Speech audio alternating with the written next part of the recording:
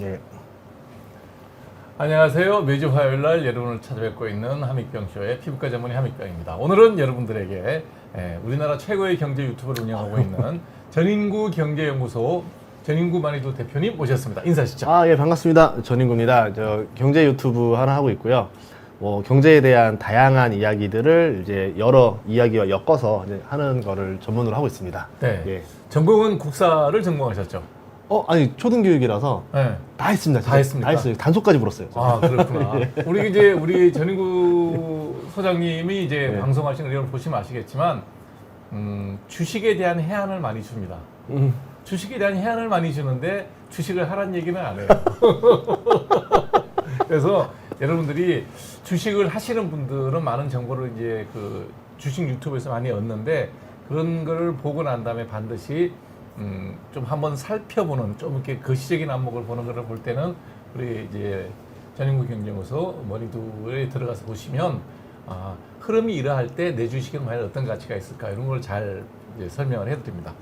예. 저기 오늘 우리 구독자가 100만을 눈앞에 두고 있는데 너무 부담스러워요. 네. 100이란 숫자가. 그래서 제가 예. 여기서 이제 예. 우리가 180만이거든요, 회원이. 예. 그래서 여러분들 예. 원래 이제 뭐 비혼된 의학 처리 이렇게 합니다. 근데 24시간 의사들 보면 재미없잖아요. 그래서 제가 다양한 분들을 여러분들에게 인사를 시켜드리니까 여러분들 유튜브를 다양하게 보시면 정말 많은 공부가 된다고 저는 생각을 하거든요. 그래서 공부를 하는데 도움이 되는 그런 분들을 모시고 있습니다. 오늘은 우리 전인구 소장님한테 들어야 될 강의 내용이 뭐냐면 제가 한 30-40분 강의 시간을 따로 할애할 거예요. 여러분들 강의를 다 들어보시면 왜 제가 이분을 모셔왔는지 여러분들 알게 될 겁니다. 오늘 강의 한번 좀 이렇게 본인이 예. 소개 좀 해주시죠. 아니 저도 경제 유튜버인데 네. 제가 이제 그냥 그냥 개인적으로 만나는 사람마다 하는 얘기가 있어요. 결혼하지 마라. 예, 이제 그거를 자기는 결혼해서 아기가 있으면서 원래 비혼의 끝은 결혼으로 완성된다는 말이 있습니다. 해봤기 때문에 네. 하지 마라 그럴 수 있다. 네. 그래서 이제 얘기하다 보니까 이제 이게 좀 정리를 해서 유튜브로 얘기를 하자. 왜냐면 저도 저출산 극복에 관심이 워낙 많다 보니까. 그렇죠. 그럼 본질을 꿰뚫어야 해결책이 나오지 않겠는가. 그렇죠. 네. 그래서 말하지 못하는 어떤 심리가 있을 것 같아요. 그러니까 네. 단순히 표면적으로 이제 저출산의 원인으로 공개할 수 있는 거와 공개할 수 없는 이제 음지의 이유들 이것들을 말하기에는 다, 좀 뭔가 좀 예, 애매한 예. 얘기들. 제 입을 좀 거치고 싶지 않은 이야기들 네. 이런 것들을 아마 좀 정리를 하다 보니까 네. 제가 나오게 됐습니다. 네, 그래서 오늘 지금부터 한 예. 30-40분 동안 우리 전인구 소장님이 준비한 비혼의 원인, 미혼의 원인, 저출산의 원인을 경제학적으로 분석했습니다. 정말 여러분 이거 꼭 다 통으로 다 들으시기 바랍니다. 지금부터 전인구 선생님의 강의를 듣도록 하겠습니다. 네. 제가 생각하는 이제 시대의 흐름이 바뀐 게 있어요. 이 네. 기저에는 결국은 경제가 또 좌우하거든요. 제가 생각하는 거는 10년 전 대비 지금이 더 황금 만능주의가 된 것 같다. 네. 네, 돈이 중요해지기 시작하면서 사람들이 이제 선택을 할 때 내가 예전에는 좀 휴식을 선택할 수도 있고 독서를 선택할 수도 있고 여행을 선택할 수도 있었는데 지금은 그냥 내가 돈을 버는 게 더 낫지 않을까? 돈을 가졌을 때 할 수 있는 게 훨씬 많아지고 과거보다 더 쓸 수 있는 카드들이 늘어나니까 돈이 더 우선시 되는 일이 돼버렸죠. 그래서 제가 뭐 초등학교 교사로도 있었지만 아이들이 이제 뭐 꿈 이런 걸 쓰라 그러면은 소득이 높은 직업만 써요. 그럼 아이들이 소득이 높은 직업만 쓴다라는 거는 결국은 부모님들이 너 커서 뭐 될래? 돈 많이 버는 직업 해야지, 뭐 해야지 하고서는 아니면 이렇게도 말해요. 그냥 너 하고 싶은 거 아무거나 해 하면서 예를 들어서 이럽니다. 저는 그러면은 그냥 뭐 작가가 될 거예요. 그러면은 엄마 표정이 안 좋아요. 그러다가 저 의사 될 거예요. 그러면 빵긋 웃죠. 그거를 이미 표현 다 끝내놓고서는 나는 너 하라고 했던 거 했다 반대한 적 없다. 이제 이렇게 비언어적인 표현으로 던져버리죠. 네. 예, 이제 그런 상황에서 아이들이 그렇게 자랐습니다. 그리고 제가 이제 교사했을 때 또 뭐가 있었냐면 이게 정말 안타까운 건데 용돈 기입장 안 쓰는 애들이 이제 절반이 넘어요. 그러니까 용돈이 없는 애들이 절반이 넘어요. 이미 초등학교 때부터 용돈이 없어요. 그래서 제가 아이들한테 물어봤어요. 용돈이 왜 없냐 했더니 엄마가 다 사주는데 왜 필요하냐. 네, 부모님이 다 사주고 아이들이 예를 들어서 제한적인 거 안에서 선택을 하고 손해를 보는 경험을 못 합니다. 예를 들어서 내가 이제 이거를 사거나 이거를 사거나 돈이 있으면 둘 중에 하나를 사야 되는데 선택을 고민할 이유가 없는 거죠. 둘 다 먹고 싶은 거 아무 때나 먹으면 된다. 그렇게 돼서 자라다 보니까는 이제 어른이 돼서는 뭐 경제관념, 소비관념 이런 게 다 사라진 상태로 올라오고 부모님이 그냥 돈을 계속 줘야 되는 상황. 대학 학비도 엄마가 다 내주고 뭐 생활비 다 내주고 나중에는 제가 봤을 때 그것까지 있었어요. 취업하고 나서 초창기에도 용돈을 줘요. 아유 그 월급으로 어떻게 살아 하면서 돈을 또 줘요. 캥거루족이구나. 네, 그렇게 된 상태에서 또 결혼하면 어떻게 됩니까? 아유 엄마 집 하나 사줘야지. 뭐 해줘야지. 이렇게 되면서 자녀가 경제적으로 스트레스를 안 받게 살게 되는데 문제는 이게 좀 더 그런 문화가 많아지다 보니까 그거를 못하는 아이들까지 격차가 벌어지는 걸 체감하는 친구들이 더 많아진 거죠. 그러면 이미 벌써 그걸 받은 친구들은 벌써 어느 정도 이제 그걸 누리다 보니까 돈이 없으면 안 되는 그 생활에 젖어든 거고 그거를 못 본 애들은 돈을 벌어야 나도 쟤네들처럼 살 수 있어가 되는데 여기에 기폭제가 됐던 게 제 시대 때는 싸이월드. 다 보는 거죠, 그러니까. 예, 싸이월드에서 맛집 가는 거 맨날 보고 여행 가는 거 보고 사진을 공개해서 자랑하는 거는 거기서 시작됐었어요. 싸이월드에서. 그 다음이 이제 카카오톡이 있고 인스타가 있고 페이스북이 있으면서 마치 뭐 여름 되면은 해외여행 안 가면은 안 되는 것처럼 되고. 그런다 그러더라고요. 예. 그 제가 교사 진짜 처음 할 때 부산에서 뭐 있었냐면 애들끼리 아파트 평수를 물어보더라고요. 너희 몇 평 사니? 이런 식으로. 이제 이 문화가 올라온 상태에서 이제는 기폭제까지 되면서 이제 완전히 이 부가 계급이 돼버렸어요. 그러면 이거를 가진 자도 있겠지만 못 가진 자도 스트레스를 받는 사회인데 이 스트레스를 완전 올려놓은 상태에서 이제 연애해라, 결혼해라 이게 안 나오는 거죠. 그러니까 어떻게 보면 경제가 발전하면서 오히려 더 결혼을 안 하게 되는, 더 자녀를 안 낳게 되는 이제 이런 게 저는 이제 기반이라 보는 거죠. 그래서 뭐 결혼하면은 얼마를 줄 테니까 뭐를 해라라고 하는 이런 이 조건보다는 기저에 깔린 것들이 좀 이게 참 어려운 조건이 되지 않았나. 그래서 제가 이제 비교하는 건 아라포 세대라는 게 있습니다. 일본에. 아라포? 네. 일본의 경제 버블 시대 때 네. 20대 여성들인데 그게 40대까지 돼서 결혼을 못한 세대를 말을 해요. 그걸 아라포라 그래요? 예, 이제 어떻게 보면 이제 뭐 이제 결혼을 포기했다 이렇게 볼 수도 있는데 그때 세대들이 결혼율이 더 낮아요. 왜냐하면 황금 만능 그 당시 때문에 하루에 1억씩 버는 남자들도 많았었고 뭐 일본 부동산이 워낙 좋았었으니까 이제 그러다 보니까 이 돈이 많다 보니까 이 결혼하는 여성들의 눈도 높아진 거예요, 같이. 그렇죠. 예. 나는 최소한 그러면 하루에 1억 버는 남자 만날 거야. 뭐 이제 이런 식으로 이게 눈이 높아졌는데 문제는 일본의 버블이 꺼집니다. 그렇죠. 80년대 후반에 끄지죠. 예, 그러니까 남자가 없죠. 괜찮은 남자가 없는 거죠. 그러니까 이제 이게 문제가 뭐냐면 소비라는 게 무서운 게 내가 오마카세를 먹고 난 사람이 오마카세 밑으로 떨어지기 쉽지가 않은 거예요. 그러니까 그랜저 몰다 소나타 타기 쉽지 않은 거예요. 그러니까 이 기준은 정해놨고 나이는 먹는데 이 기준에 되는 남자들이 갑자기 급격히 감소함으로 인해서 이게 바뀌어버린 거죠. 눈에 차는 남자가 예. 없는 거예요. 그래서 그 당시 때는 이제 삼고라 그랬었어요. 이제 고학력, 이제 고신장, 고소득. 고소득 이 3고였었는데 이제 남자가 없으니까 이제는 4중 세대로 바뀌죠.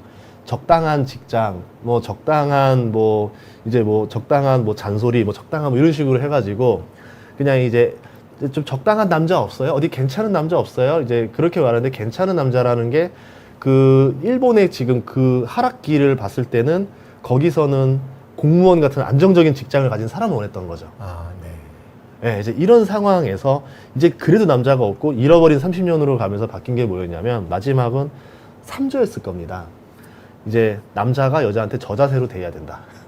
그런 남자 없어요? 그러니까 좀 나한테만 잘하는 사람 없어요? 취미 없이 그냥 친구 없이 집에만 들어오는 예, 사람. 집에 있고 꾸준히 저리스크 그러니까 직업에 리스크가 없는 사람 공무원 같은 사람 안 망하는데 대박은 예. 없는. 예, 그러니까 결국은 뭐 점점 눈은 낮아지긴 했지만 결국 이제 그 일본이라는 시절이 이렇게 내리막을 걸으면서 결국은 이렇게 됐고 그 마지막에 나온 게 그게 뭐냐면 이제는 그냥 출산율이 갑자기 늘어나기 시작했죠.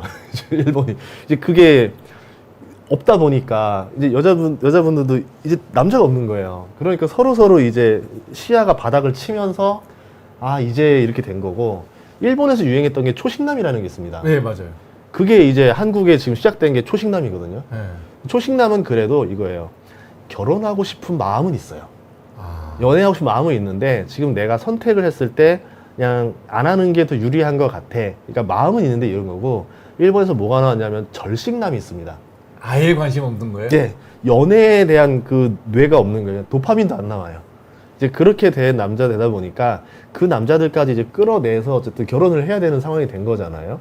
이제 그렇게 되니까 이제 눈을 많이 낮추게 되면서 지금의 뭐 우리가 알고 있는 뭐 일본은 뭐 이렇대라는 얘기들이 이제 그렇게 된 거죠. 그러니까 지금 60대 우리나라의 그 인구 정책을 그 세우는 사람들은 초식남이나 절식남의 개념이 전혀 없이 결혼을 없죠. 왜 안 해? 이렇게 되는 건 그쵸. 기저에 깔린 이거를 모르네요. 예, 데이터 통계만 보고서 얘기하는 거죠. 근데 이제 심리적인 통계를 봤을 때는 우리나라가 지금 저는 한 그 3 중에서 약간 고언저거든요. 4 중에서 3저로 가는 그 언저리. 이제 그러니까 여자분들도 그냥 나한테 잘하는 남자가 좋아. 나한테 이제 최선 다하고 저녁에 그냥 같이 주말 같이 보낼 수 있고 적당한 직업을 가진 뭐 요런 게 좋아. 이제 이렇게 되는 세대이기 때문에 여기서 대한민국 경제가 조금 더 안 좋아지고 난 다음에야 이제 저는 뭐 출산율이 반등한다던가 요런 것들이 나오지 않을까. 이게 지금 제가 생각하는 거죠. 그러니까 항상 뭐 과거나 지금이나 하는 말이 괜찮은 남자가 없다. 근데 괜찮은 남자가 없다가 나는 분명 눈을 낮췄는데 눈을 내가 낮춘 게 아니라 시절이 같이 낮춰주니까 남자가 또 없는 상황. 예, 그렇게 된 게 아닌가 이렇게 이제 보고 있고 네. 예, 이제 뭐 어쨌든 데이터를 좀 얘기를 하도록 하겠습니다. 네.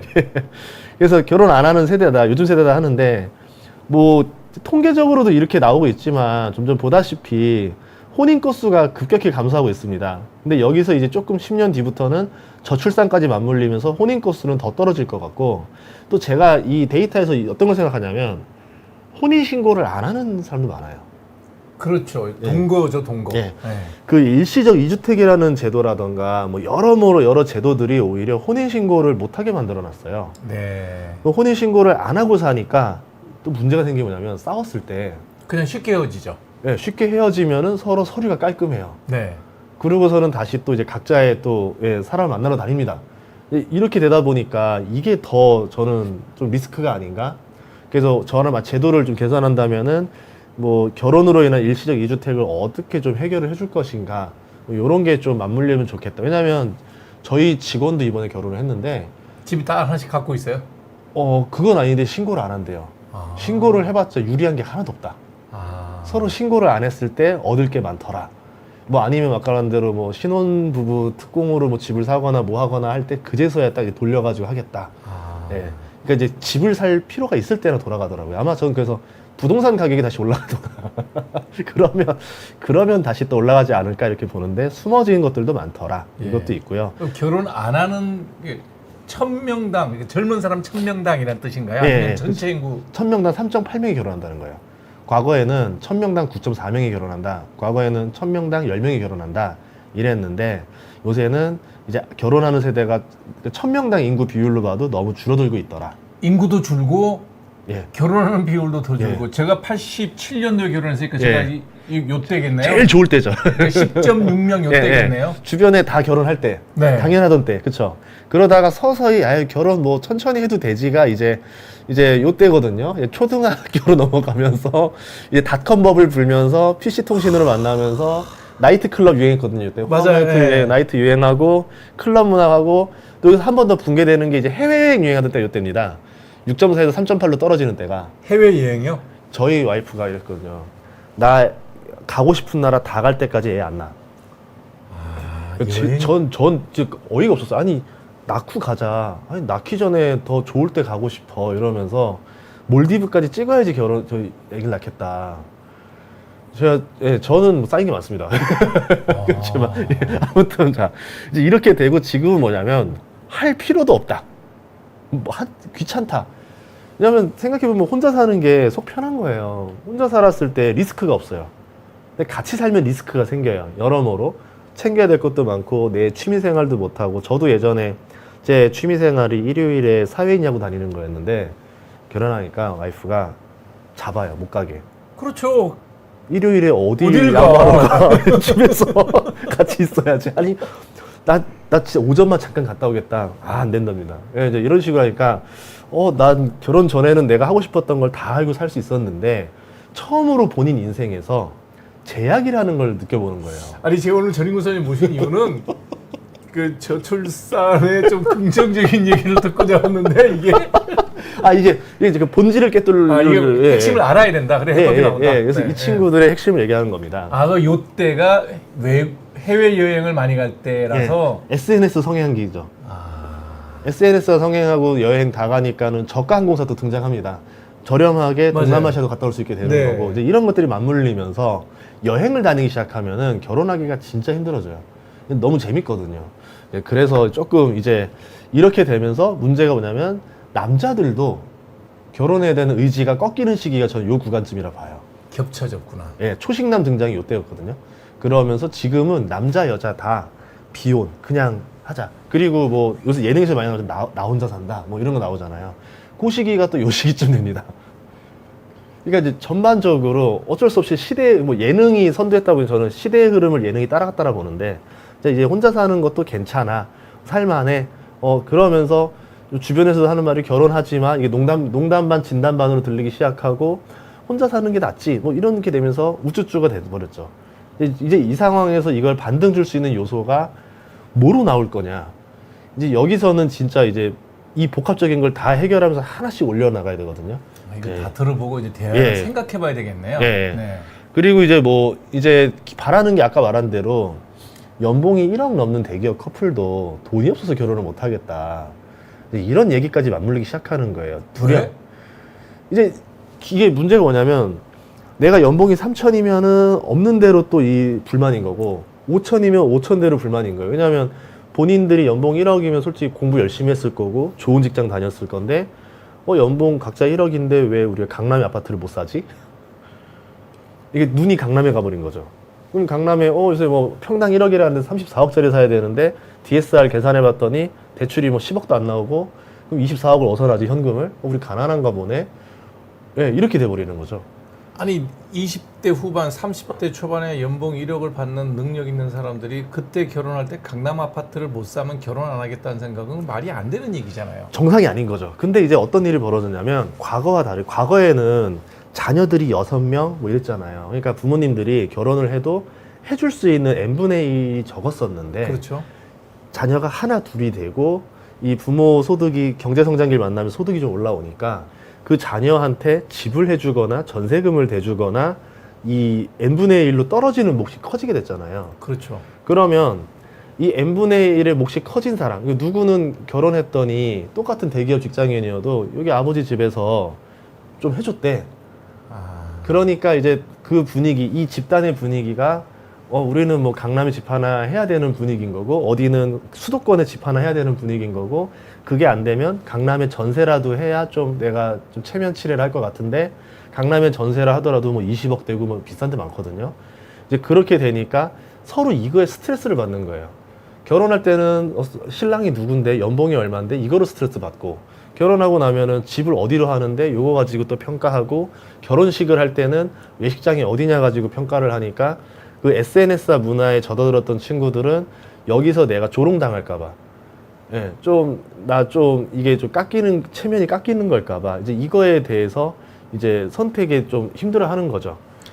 일단 다 덧거려요. 그래서 나온 게 이제 영끌이라는 문화 생긴 겁니다. 이제 결혼하고 나서 그래 뭐 전세까지 살 수 있어. 근데 우리 그래도 좀 모으고 대출 한번 잔뜩 해서 어디 좀 집이라도 영끌해서 사야 되는 거 아니야가 됐고 그럼 최소한 이제 기본적으로 원하는 게 수도권에 강남 출근이 괜찮은 곳에 어딘가 1기 신도시 어딘가라도 이제 내 집이 있거나 뭐 전세가 있거나 이거를 바랬었는데 갑자기 주택 가격이 2017년부터 마구마구 올라가기 시작하면서 전세로 살던 사람이 갑자기 내 집 마련을 하기 어려워지는 순간이 고객이 딱 돼버려요. 그러면서 이때 이혼이 진짜 많이 했었어요.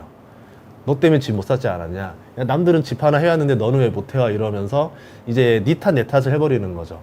그러면 너도 좀 결혼할 때 보태서 좀 돈 들어오지 그랬어. 아니 남자가 사오는 거지 이러면서 막 티격태격 하다가 이게 떡 터진 그러니까 거죠. 본인들이 노력해서 돈을 모아서 저쪽에서 집을 산다는 개념이 머릿속에 없나요? 남들은 해주잖아요. 그러니까 비교 대상이 되는 거죠. 왜 남하고 나를 비교를 해요? 나는 하드 모드고 저 사람들은 이지 모드니까 그러면 이제 이런 거죠. 좀 둘 중에 하나 부모님이 좀 잘 살아서 해줬으면 좋았을 텐데 이제 이러는데 이제 이거를 이렇게 되면서 제 주변에서 이것 때문에 이혼한 친구도 있었어요. 근데 이 친구도 저기 기장이에요. 저 비행사 대형 항공사 기장인데도 많잖아요. 근데도 자기 돈으로 집을 마련해야 되니까 시간이 걸릴 뿐이지 언젠가는 다 되는 일인데. 그걸 이해 못 해주더라고요. 예. 아, 그러니까 이제 남들은 기장이랑 결혼하면 집 하나 떨고 떨어진다는데 이렇게 돼 버리니까 이제 부모한테 받는 게 없으면 결혼하기 힘들다는 얘기네요. 예. 그러면 결국은 이제 근데 자녀 입장에서는 그거를 가지고 부모님은 속 없이 너는 왜 결혼 안 하니 막 이러는데 아니 그 부모님 그 말할 수는 없잖아요. 이제 그러니까 이제 아까 말한 이제 또 그 감춰지는 말들 특히 또 아들들 같은 경우니까 책임감이 있으니까. 예, 아들이 또 그 부모님들 어떻게 그런 말을 합니까? 또 그러니까 그렇죠. 이제 그러죠. 그러면서 약간 이제 다운을 하는 거죠. 그러면서 그냥 안 할래요. 제 현실을 느껴보니까 그냥 안 하는 게 좋을 것 같아요. 이제 결혼시장 갔더니 여성들이 원하는 남성상에 저는 좀 많이 낮은가 봐요. 소개팅을 했더니 저한테 좀 시큰둥한다던가. 그냥 한마디로 아버지 돈이 없어서 결혼 못합니다가 답이네요. 네, 원래 그 결혼 그 정보회사 조건 할 때 남자는 아버지의 재력이 점수에 들어가고 그래서 이제 그거 물어보거든요. 결혼하실 때 집에서 그럼 얼마 정도의 집을 해줄 수 있느냐가 그 남자들 가입할 때 그걸 물어봐요. 설문에 들어있어요? 네. 그러면 여자한테 소개해 줄 때, 아, 이분은 뭐 공무원이고 좀 연봉은 낮은데 아버지가 어떤 직업이고 요 정도 재력이 있으셔서 결혼할 때 얼마 정도 해준다 했으니까 만나보셔라. 이렇게 매칭을 합니다. 그러니까 이제 어떻게 보면은 성혼을 하는 조건을 보고 들어갈 수밖에 없는 상황이 되는 거죠. 근데 이제 이런 문화가 되다 보니까 이거에 해당 안 되는 사람들, 남자들은 되게 패배의식이 느껴지기 시작하고 자기는 싸우고 지나는데 무슨 패배의식이 생겨? 결혼을 하고 싶은데 저를 이제 디스카운트 하는 거잖아요. 이거 뭐 별로, 그러니까 직업이 좋아도 좀 아닌 것 같은데 이렇게 되니까 이제 그렇게 되면서 좀 이제 이 서로 간의 남녀 갈등이 심해지는 구간이 아닌가 싶습니다. 여성들의 생각이 바뀌어야 될 부분이 있네. 예. 그래서 결혼 비용도 문제가 뭐냐면 여기서 보다시피 이거는 진짜 평균인 거예요. 데이터를 잡은 건데 결혼 비용에서 다른 게 문제가 아니라 집이 문제가 되는 거죠. 그러네요. 솔직히 집만 아니면 그 축의금으로 얼추 다 해결이 됩니다. 솔직히 말하면 그 크게 돈 들어가는 것들은 없어요. 뭐 허니문이라 하더라도 뭐 어차피 여행 가는 거 한번 간다 생각하면 되고 예물 예단도 남들 보여지는 거 아니니까 서로 뭐 퉁을 치든 어떻게 할 수 있는데 여기서 혹이 못하는 게 이제 예식 콜. 이제 제가 아까 말한 성원 건수는 줄었는데 예식장에서 망했잖아요. 코로나 때 좀 더 망하면서 이제 쇼티지가 난 거예요. 예식장은 줄어들고 갑자기 밀려서 결혼하려는 사람 쏟아지다 보니까 예식장 못 잡더라고요. 못 잡아요. 평일에는 친구도 있어요. 그리고 밥이 15만 원까지 올라가는 거예요. 이제 밥을 팔아서 돈을 벌어야 되니까. 그러니까 축의금은 또 올라가고 이제 뭐 이런 악순환이 돌기 시작하죠. 그렇게 되고 이제 요새는 뭐 별의별 거 다 있지만 그 SNS 문화가 망친 게 많은 게 여기까지는 우리가 알고 있는 그냥 일반 결혼 비용인데 여기에 숨겨진 비용들이 많다라는 거죠. 뭐가 있죠? 우선 결혼식 먼저 말씀드릴게요. 네. 피로연, 밥값이 올라가면서 이렇게 올라갑니다. 그래서 예식비 이런 것들 뭐 자잘자잘한 거.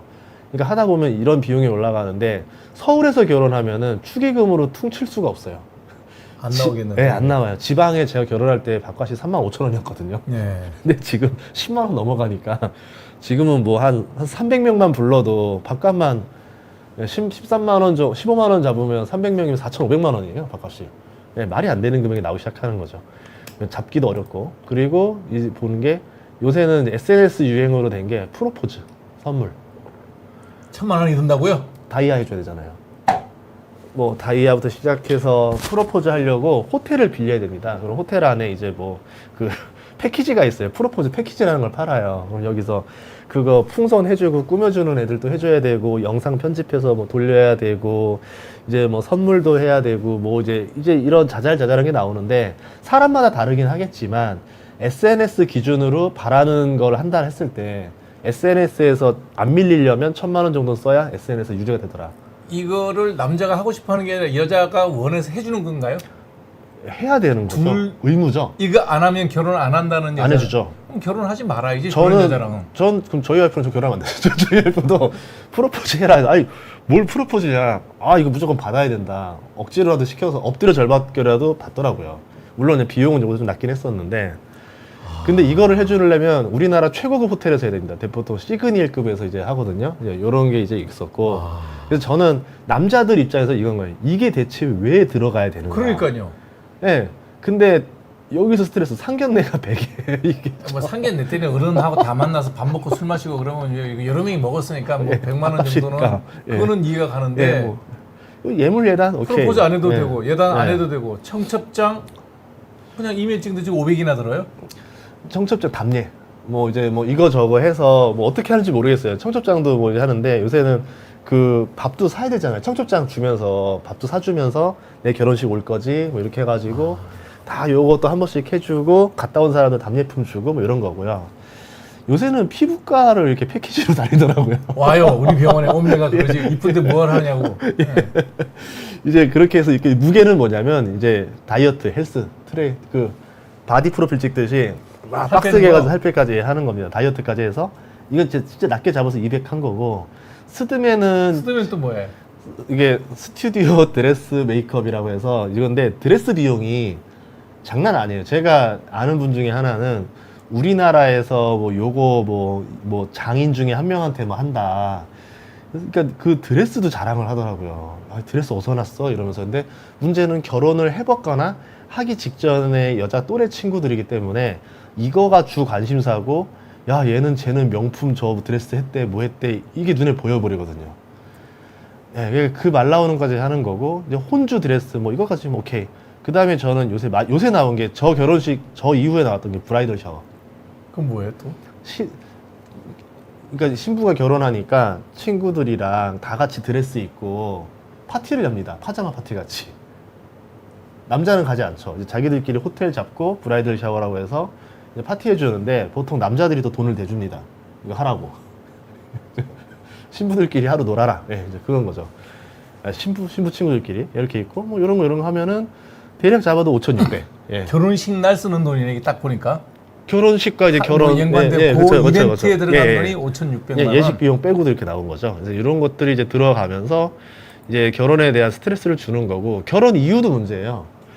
태교 여행을 가야 된다. 그래서 저는 저희 와이프랑 제일 많이 싸운 게 이거였어요. 어우, 태아한테 안 좋다. 방사능 받는다. 왜 무리가 가는 거죠. 저건 바보 같은 짓이에요. 예. 그래서 이거 아니다라고 하는데 아니다. 그러니까 아내가 행복해야 뱃속에 아이가 행복해하니까 태교를 위해서 하와이를 가자. 제가 요거는 내가 의학적으로 얘기해 드릴게요. 비행기가 고도가 이제 장거리 가면 고도가 높이 뜨거든요. 그쵸. 한 2만 메타 상공에서 예. 뜨는데 그러면 그 코스믹 레이라고 우주에서 떨어지는 방사선이 있는데 네. 유럽 항공국에서는 장거리 비행을 자주 하는 사람한테 몇 시간에 입력하면 그만 타세요라고 경고도 떠요. 승무원들도 임신하면 안 태우잖아요. 네. 그것 때문에. 네, 그것 때문에 튀는 예. 거예요. 그다음에 이게 전용기 타면 3만 메트로 올라가거든요. 그거는 그냥 내리쬐이는 거예요. 아. 그래서 내가 예. 옛날에 그 우리 사장님들 왜 대기업 사장님들 네. 전용기 탄다 그러면 제가 한 말씀 드리죠. 아, 예, 빨리 아주 줍니다. 아주 급한 일 아니시면 그냥 내려와서 비즈니스 타고 가세요. 그리에 비례하니까. 예. 그 다음이 이제 조리원인데, 저는 이게 조리원 문화가 출산율을 많이 낮춘데 큰 공헌을 했다 생각합니다.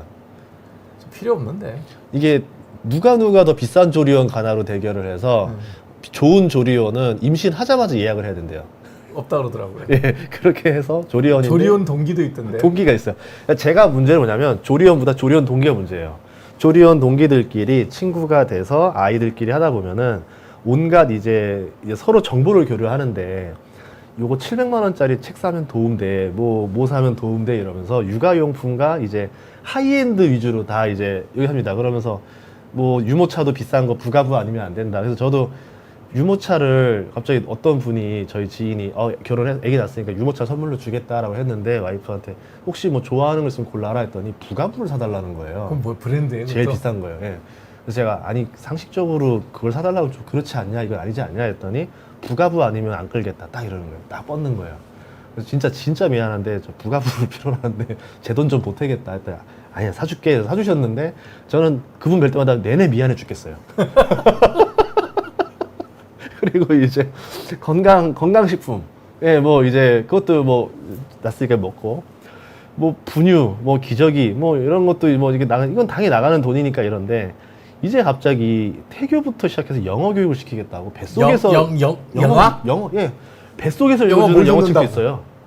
뱃속에서는 엄마가 읽어주는 태교 영어책도 있고 나와서 읽어주는 책도 있고 아니 애가 무슨 말인지도 못 알아들을 가지가지 하는 텐데 거야. 예, 뱃속에서 이걸 왜 하냐 했더니 영어를 잘하게 하려면 뱃속에서 읽어야 된대요. 뭐 이제 뭐 이런 거에 넘어가시는 분들 많습니다. 왜냐하면 본인이 영어 때문에 스트레스 받았던 엄마일수록 우리 애만큼은 스트레스 안 주고 뭐 싶어. 이런 거 잘 팔리겠죠. 예, 이렇게 되고 뭐 돌잔치 돈 또 뭐 들어가고 이건 여기 있지만. 돌잔치도 어디서 하려고 그러면 또 뭐 애 네. 놓자마자 예약한다 그러더라고요. 네, 근데 저희 정말 다행했던 게 코로나 시국이라서 돌잔치를 생략을 했습니다.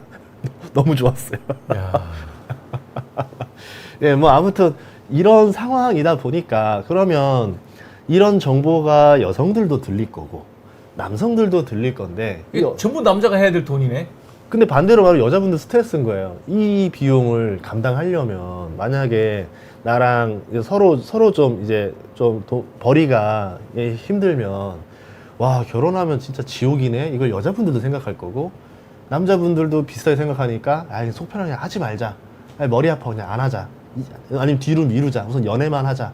이제 뭐 나는 연애만 하고 싶어. 결혼은 좀 아직 아닌 것 같아. 결혼에 대한 생각이 없어.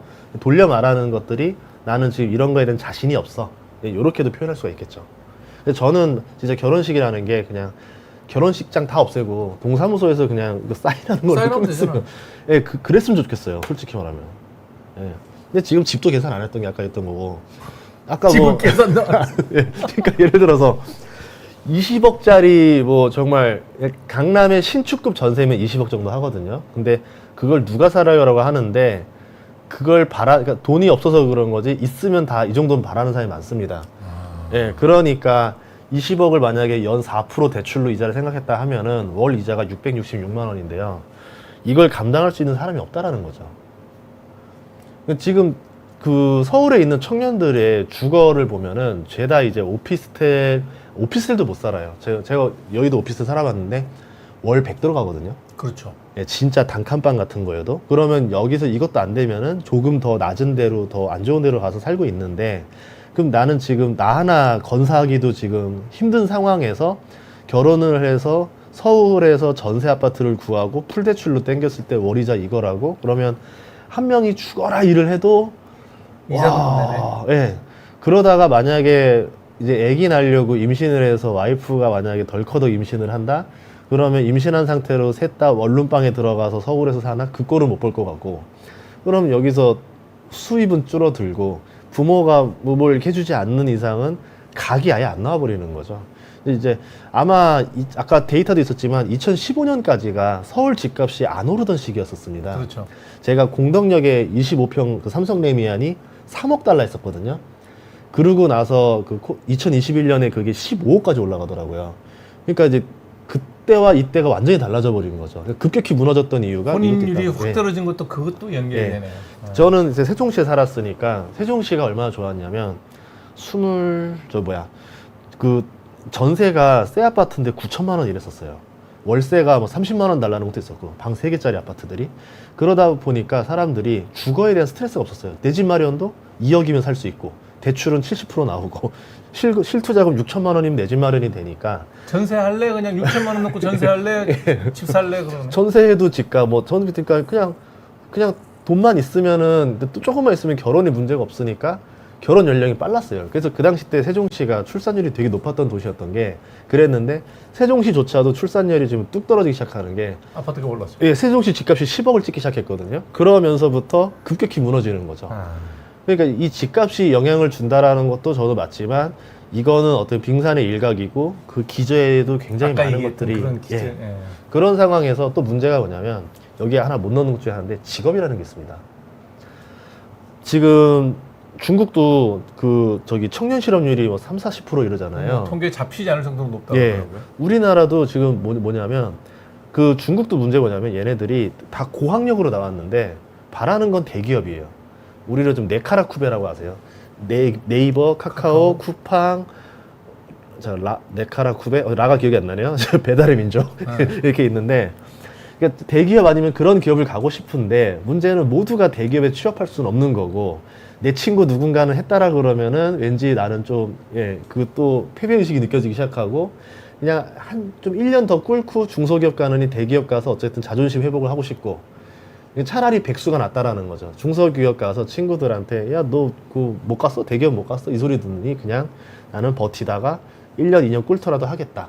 이렇게 되다 보니까 그런 거고 공무원 같은 경우는 막상 취업해서 공부해서 해봤더니 월급이 왜 이렇게 적어? 이러면은 이 각이 안 나오니까 서울에서 공무원 만약에 부부 공무원 해도 여기서는 빡세잖아요. 공부는 잘했는데 난 그래도 학창 시절에 나름대로 엘리트라 생각했는데 왜 직장 구하고는 삶은 이렇지? 그러면서 중소기업에서 사람이 없으니까 외국인 노동자를 쓰고 이 사람들은 좋은 직장 아니면 아예 안 하겠다가 돼버리고 뭐 중국에서는 그런 말도 하더라고요. 자녀를 하도 안 낳아서 뭐 삼촌의 부부도 자녀가 없고 자기네 부모님도 자녀가 나밖에 없대요. 그러면 여기가 사망하면 집이 두 채가 들어온다. 그러니까 내가 일을 왜 하냐. 이제 상속만 생각하고 있는 거죠. 그러니까 저출산에 덫에 걸리면서 예를 들어서 자녀 수가 부모 수보다 더 많으면 먹을 몫이 없다는 걸 아니까 그러니까 내가 열심히 하죠. 네, 나한테 이렇게 하는데 원동력이 이거 시간만 끌면 결국 부모님에서 버티고 살다가 부모님 집 명의로 주택연금 해서 같이 어떻게 살다가 이거 내가 받아서 살면 되는 거 아니야? 뭐 이렇게도 하고 이제 뭔가 약간 의존하는 세대로 바뀌어버렸다는 거죠. 중국도 그렇구나. 예. 근데 이게 정말 그냥 그래서 우리나라의 문화 잘못도 아니고 저는 이 경제 발전이라는 이 자본주의의 어떻게 보면 병폐 중에 하나가 빈부격차인데 여기서 벌어지는 게 또 동양인들의 그 있잖아요. 옆 동네 사람도 숟가락 젓가락까지 다 알아야 되는 문화에서 남과 비교하는 거에 대한 스트레스가 서양 대비 너무 극단적인 거죠. 그러니까 SNS에 대한 부작용이 아시아가 더 심하게 나오는 게 아닌가 이렇게 보고 있습니다. 확실히 이거 지금 우리나라 정책을 저출산 정책을 세우는 분들이 들어야 될 강의 같은데. 예. 그리고 잠깐 여기 교육비도 얘기하겠습니다. 나 타고 끝이 아닙니다. 이제 저희 집부터 지금 압박을 받고 있어요. 영어 유치원 가자. 저는 난 공교육 출신인데 아니다 했는데 저한테 이제 결국 이러죠. 너가 교육에 대해서 뭘 아느냐. 그래서 나 교육 12년 했고 대한민국 상까지 탔던 교사였었다. 근데도 안 쳐주는 거예요. 영어 유치원 안 보내면 그거 인정 못 한다. 이제 이렇게 되고 있고 뭐 필리핀 이모라고 하지만은 뭐 이제 가정 이렇게 해주시는 분들 뭐 이런 거 이제 서비스 많이 하잖아요. 안 한다 하더라도 드라이 클리닝 다 세탁소 맡기고 뭐 이거 저거 뭐 외식 가족 외식 다 하고 하면은 별반 차이 없다 보거든요. 이 정도 돈 쓰고 있는 거고 여기까지는 괜찮아요. 이제 근데 송도로 자녀를 보내서 국제학교를 보내겠다 뭐 어딜 보내겠다 이러는 순간 이제 돈 깨지는 소리예요. 국제학교가 1년에 5천만 원 들어갑니다. 그렇죠. 예, 그러면 12년이면은 6억을 계산을 해야 되고 근데 보통 국제학교 나오고 나면은 자녀들이 엄마 나 미국에 있는 대학 갈래. 당연하죠. 뭐. 그러면 그 학비까지 떠안아야 되는데 여기서부터 청천벽력의 얘기가 나오는 거죠. 그러니까 우선 자녀가 공부 잘할수록 부모님 입장에서는 심장이 무너지는 거. 이거 어떡하지? 해서 좋은데 내가 뒷바라지 다 할 수 있나? 그러면서부터 이제는 영끌로 쥐어짜기 시작하는 거죠. 부모의 노후까지 다 당겨서 내가 집을 팔아서 전세로 돌리고 월세로 돌리더라도 애들 교육은 이 구간만 버티자가 되면서 막 집어넣는 거죠. 그러고 나면 이제 부모님 이제 보통 자녀가 대학 끝나고 나면 부모님들은 은퇴 세대가 돼버리니까 그렇죠. 노후 준비가 아예 안 돼 있는 거죠. 그러니까 이제 완전 등골 다 빠지고 난 상태가 돼버리는 거죠. 그런 상태가 되고 나서는 등골 다 빠지고 나니까 이제 뭐 하냐면은 우리 애 좀 봐주세요. 그렇죠. 결혼해봐. 이제는 노동력으로 보답해라. 이렇게 되면서 이제는 할머니 할아버지도 힘든 세대가 되고 있지 않나. 학원비도 두당 200이에요. 이게 200이 에버리지. 저는 에버리지라 보거든요. 이런 것들을 봤을 때 저는 그러니까 지금 젊은 세대들이 결혼 안 하는 게 뭐 여기서 해라라고 강요해 살 수 있는 게 아니라 자기들이 지금 각을 계산했을 때 이 세대가 제일 내린 판단 중에 현명한 판단이 지금이다라고 보는 거죠. 이건 누가 강요한 게 아니라 통계로 나오고 있는 그런 일이 아닌가 싶습니다. 그리고 이제 또 문제가 뭐냐면 이게 코로나 때 이제 커뮤니티에서 많이 떠도는 얘기 중에 하나인데 그 얘기 들어보셨을 거예요. 가성비의 5년, 약속의 10년. 약속의 10년은 재산을 절반으로 나눌 수 있는 10년만 딱 결혼하고 이혼하면 재산을 반을 가져올 수 있다. 이게 약속의 10년이고 가성비의 5년은 10년까지 볼 필요도 없고 5년만 살고 헤어지면 30% 정도는 갖고 올 수 있다. 이게 지금 젊은 세대들이 맨날 통용돼서 하는 말이 가성비의 5년, 약속의 10년 이 얘기입니다. 아니 그게 결혼해서 살면서 애 놓고 살면서 그런 생각을 하고 산다는 거예요? 신기하게 그 이론이 당연히 아닐 줄 알았죠. 그러니까 근데 처음에는 인정을 못 받았는데 연예인들이라던가 운동선수들 이혼하는 딱 그 기간을 보면은 기가 막히게 5년을 채워서 딱 이혼을 해요. 그러면 이 왜 하필 5년이라는 기준을 맞춰서 할까? 이거는 변호사가 코치를 해준 거죠. 5년 치시고 5년에 딱 거세요. 딱 이렇게 되는 거죠. 이제 이런 게 많아지면서 내가 그러면 등골 빠져서 결혼을 했다 하더라도 이혼 이후에 이것까지 당할 수 있다라는 이 신뢰를 못하는 불신감까지 가지고 이렇게 있어서 보느니 그냥 안 하는 게 속편하다가 자꾸 이쪽으로 가게 되는 게 아닌가 이렇게 보고 있습니다. 아, 너무 세상이 네. 너무 그러니까 이게 돈 한 번은 여성들이 하는 얘기겠네요. 자기가 돈을 벌면 그러진 않을 거 아니에요? 아니, 벌어도 그런 것 같아요. 벌으면 같이 나눠야 될 거 아니에요? 같이 나눠도 보통 이제 그 결혼했을 때 집을 공동 명의로 한다든가 이제 맞잖아요. 그리고 이제 뭐 저도 제가 뭐 아시겠지만 제가 이혼 전문 변호사 채널을 가지고 있었어요. 그러다 보니까 이제 보면은 이 설계가 이 아무래도 이 조금 남성분들이 조금 더 이혼했을 때 재산 분할 면에서는 유리한 주장이 잘 안 먹혀요. 조금 더 불리하게 되는 경우가 많더라고요. 네. 이런 표현을 하면 좀 과격한가요? 그럼 이 여자는 살러 온 거네요? 손해볼 게 없는 거죠. 뭐 이 사람 좋아서 결혼했지만 이혼하더라도 5년이면은 본인도 젊은 나이가 될 거고. 근데 이제 여기서 또 이제 자녀가 있고 없건데 있는 상태로 이혼을 하면 양육비가 계속 나가야 됩니다. 그렇죠. 예, 그러면 이 양육비를 또 계속 챙겨주면서 해야 되니까 남자분들은 와, 이거 보통 이제 친권이 여자한테 있으니까 남자들은 다음 결혼하기가 쉽지가 않은 거죠. 이 월급의 상당 부분을 양육비로 계속 나가야 되다 보니까. 이게 지속기간병 구성병이 무슨 얘기인가요? 25세에서 29세까지는 남자는 1000명당 1.4명이 이혼하고 여자는 3.02 이제 이겁니다. 그러니까 총 이혼하는 사람들 봤을 때 네. 0에서 4년 차에 이혼할 확률이 18% 정도 되더라. 아. 그러니까 이혼하는 사람 100명 중에 18명은 요 초기 이혼율이 높더라. 요거죠. 그래서 요새는 뭐 3년도 안 살고 이혼한 사람도 많고 주변에서도 뭐냐면 그래 그냥 아니다 싶으면 빨리 헤어지는 게 서로 좋아. 서로 갈 길 가는 게 좋아. 이제 이렇게 이야기를 하다 보니까 이제 그게 더 빨라지는 것 같아요. 주변에서는 이혼해도 흠도 아니라 생각하고요. 그리고 이제 본인들도 이제 다 집에서 우쭈쭈 봤던 세대들이 자랐는데 왜 내가 불편함을 너 때문에 겪어야 돼? 이렇게 되면서 서로 내가 배려라던가 손해보다는 내가 손해보는 꼴을 못 보겠다가 되면서 이게 붙어버리는 거죠. 그러면서 이제 이게 나가는 경우가 너무 많아서 이런 것들을 봤을 때 이제 전반적으로 결혼을 안 한 친구들 입장에서는 군대 가는 것만큼 공포를 느끼지 않을까. 저는 이제 그렇게 봅니다. 이렇게 돼 있고 이제 뭐 아까 뭐 위자료 뭐 이런 얘기들이 있는데 연금도 그거 절반 분할되더라고요. 네, 그렇더라고요. 그래가지고 이제 뭐 이런 것들 생각하면은 참 어쨌든 서로 각자의 재산을 이렇게 해야 되지만 이제 내 재산을 뺏기는 개념이라 생각해 버리는 거예요. 이혼이. 그러니까 이제 사람들이 가급적이면 안 하자 이제 이런 문화가 되고. 이 커뮤니티가 또 활성화되면서 그거 결혼한 사람들을 조롱하는 문화가 또 막 나오고 이제 이러면서 이제 더 결혼을 좀 섣불리 못하는 그냥 차라리 비혼으로 살겠다 이게 많아지는 추세가 아닌가 이렇게 이제 보고 있습니다. 요 대목에서 좀 잠깐 좀 자르고 우리 시대 결혼을 할 때 맞나요? 연애했어요? 한 3년 좀 지나고 나면 이제 그 관계가 깊어지기 시작할 때가 우리는 그때쯤이었어요. 그러면 이제 고민을 하죠. 결혼할 건지 말 건지. 결혼을 한다 그러면 할 생각이 있으면 이제 관계가 진행이 되지만 그렇지 않으면 이제 그 선에서 이제 끝을 내야 되는 거죠. 근데 대개는 가요 그냥. 그래서 나이 차면 결혼했어요.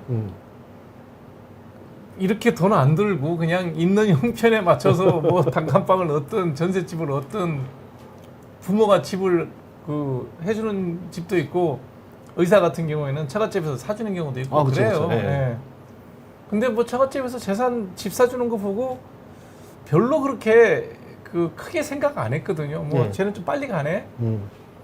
한 4, 5년 뒤 열심히 따라가야 되겠다 이런 생각을 하고 살지. 지금 얘기하는 숫자를 가지고 얘기를 하면 저도 결혼 못 했겠는데.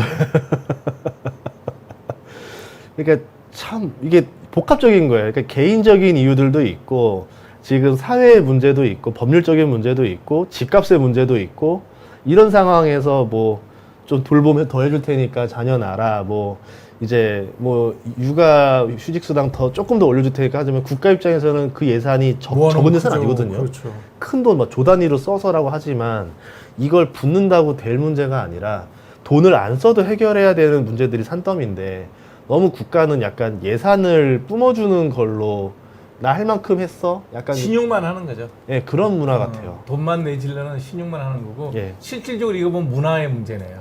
문화의 문제죠. 그러면 이런 문화에 대해서 컨텐츠를 양산할 수 있는 무언가를 보여준다던가 아니면 뭔가를 좀 이제 액션들이 많이 나와야 되는데 그런 액션들을 과연 할 수 있을까에 대해서 젊은 세대들이 기대를 할까? 저는 안 한다고 봐요. 그냥 그걸 나라를 믿고 내가 지금 결혼을 하고 애를 낳겠다? 그런 친구들은 없겠죠, 지금은. 근데 아기를 낳아서 키워보니 예. 너무너무 재밌지 않으세요? 너무 좋아요. 그러니까 좋은데 이제 근데 말한 대로 힘도 들고 하는데 그거는 부모가 어느 정도 희생이라는 걸 당연히 당연히 지불해야지만 얻을 수 있는 기쁨이거든요. 근데 이제 그거를 희생도 내 손해라 생각하니까 그러니까 이타적인 게 많이 좀 줄어드는 세대인 것 같아요. 아니, 저도 애를 둘을 키우고 또 손주 둘을 보고 있지만 그건 희생이 아니라 즐겁잖아요. 이게 예를 들어서 뭐 골프 좋아하시니까 골프 연습하면 땀 나고 허리 아프고 뭐 그걸 내가 골프를 위해서 희생한다고 생각 안 하잖아요. 안 하죠. 근데 고통스럽지만 즐겁잖아요. 근데 젊은 세대 부모님들은 그거를 고통스럽다라 표현합니다. 그래서 이제 뭐냐면 나 지금 고통스럽게 육아하고 있는데 너는 왜 육아에 이렇게 참여도가 떨어져? 이거로 이제 신혼부부들 많이 싸우는 단골 멘트가 이거거든요. 그러니까 이게 서로 즐거운 일이라 생각하지 않는 거죠. 네가 좀 해봐. 주말엔 네가 좀 봐. 이게 서로 막. 아니, 제가 레지던트 할 때 애를 키웠는데 인턴 레지던트 할 때 우리 애들 다 컸죠. 왜냐면 그때니까 아무리 힘들어도 애가 울면 눈 떠요. 자동으로 떠지는데 힘들거나 피곤한 건 없어요. 참부모시네. 아니, 그리고 애가 아프면 열나면 재당직이에요. 그냥 와이프는 있어봐야 뭐 의사가 아니니까. 맞다. 얘가 지금 막 열이 끙끙 나는데 끙끙 앓는 소리가 들린단 말이에요. 애들 특히 한 2살 열 때만 열은 나는데 포커스 못 잡으면 응급실 데리고 가느니 내가 지금 보고 어떻게 해보려고 그러면 뭐도 사과 주스도 만들어 먹이고 뭐도 만들어 먹이면서 열 떨어뜨리게 뭐 닦아주고 이러고 있으면 와이프 또 자야 될 거 아니에요. 뭐 둘째도 있으니까. 반대로 직업이 의사가 아니었다 생각하시면 아니어도 저는 뭐 알았을까요? 뭐 알지를 못해서 마음 고생하면서 이제 그 길을 할 거고 아니까 뭐 대충 뭔지는 아니까 이렇게 하면 되겠다는 걸 알고 있으니까 몸이 좀 피곤한데 그거가 피곤하다는 생각이 안 들죠. 자식 키워보면 그런 느낌 들지 않아요? 근데 뭐 그렇게도 느끼지만 또 본인이 또 힘들 때 짜증을 내시죠. 저희 집도 제가 새벽 4시까지 애를 보고 4시 이후에는 저희 아내가 보고 이제 또 둘 다 출근을 해야 되니까 서로 이제 잠을 쪼개서 비번 당직을 서는 그렇죠. 거죠. 그렇게 해야죠. 근데 그 과정이 힘들다 하는 게 아니라 정말 힘들면 이제 막 겨우 눈 뜨긴 하지만 어지간하면 빨딱빨딱 눈 떠지던데. 이제 요새는 이제 저 애가 크니까 아침 되면 저를 때리죠. 일어나라 그러지. 4살이면 애들이 그러지. 그 다음에 이게 또 정말 어렵구나 이게 결혼. 그러면서 이제 참 또 이것도 있어요. 이 데이터는 참 많은 생각을 하게 하는 데이터인데 이게 결혼을 늦게 하는 나라 중에 하나가 한국입니다. 이게 앞에 남자 지가 여잔가요? 네, 남녀입니다. 네. 그럼 한국이랑 비슷한 게 독일, 프랑스가 한국이랑 비슷해요. 그런데 출산율은 완전히 달라요. 이 친구들은 그냥 동거하면서 애를 놓으니까 그런가? 그래서 그럴 수도 있고 이제 제 생각에는 이제 이민자들이 또 많아서 그렇다, 맞다. 평균의 오류일 수도 있다라고 보긴 저기 하거든요. 회교도들이 많이 오죠. 프랑스, 프랑스, 알제리, 독일은 터키 뭐 이런 데 많이 오죠. 그런 오류라서 그런지는 모르겠지만 어쨌든 뭐 이 나라들은 뭐 그것도 어쨌든 자국민이 됐으니까 출산율에서 이게 2배 이상 벌어지는 일이 나오게 되고 예를 들어 일본 같은 경우는 결혼 나이가 젊어졌어요. 그러니까 경제가 한번 박살나고 나니까 집값이 계속 떨어졌잖아요.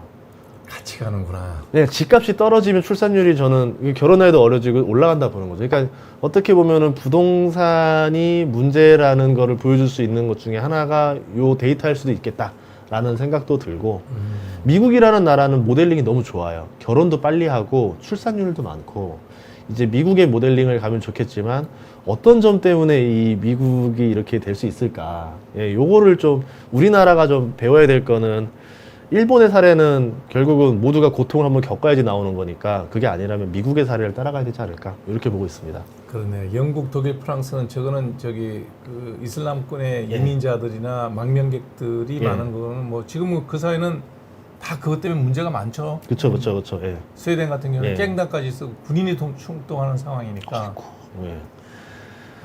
미국 사례를 좀 더 많이 봐야 되겠네요. 예.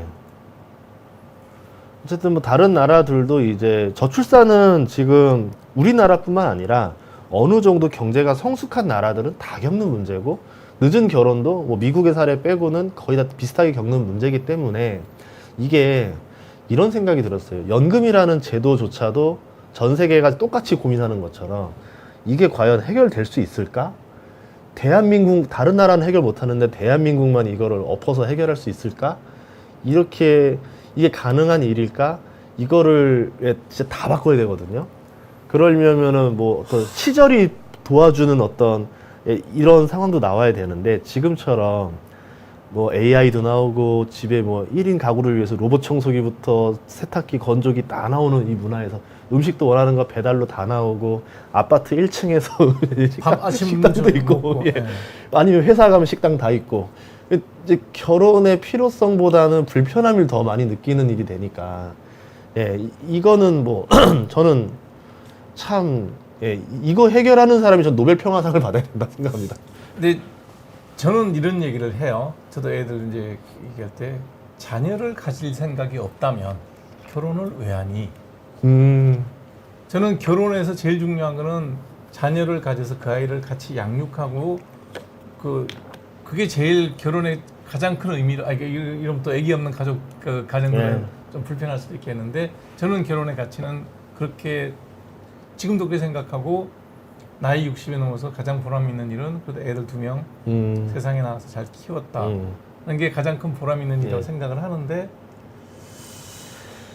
아닌가 봐요. 그 보람이 밥 사 먹고 빨래하고 그러려고 결혼하는 건 저는 아니라고 생각하거든요. 그쵸, 혼자도 그쵸, 하고 그쵸, 둘이도 그쵸. 하는 거니까. 예.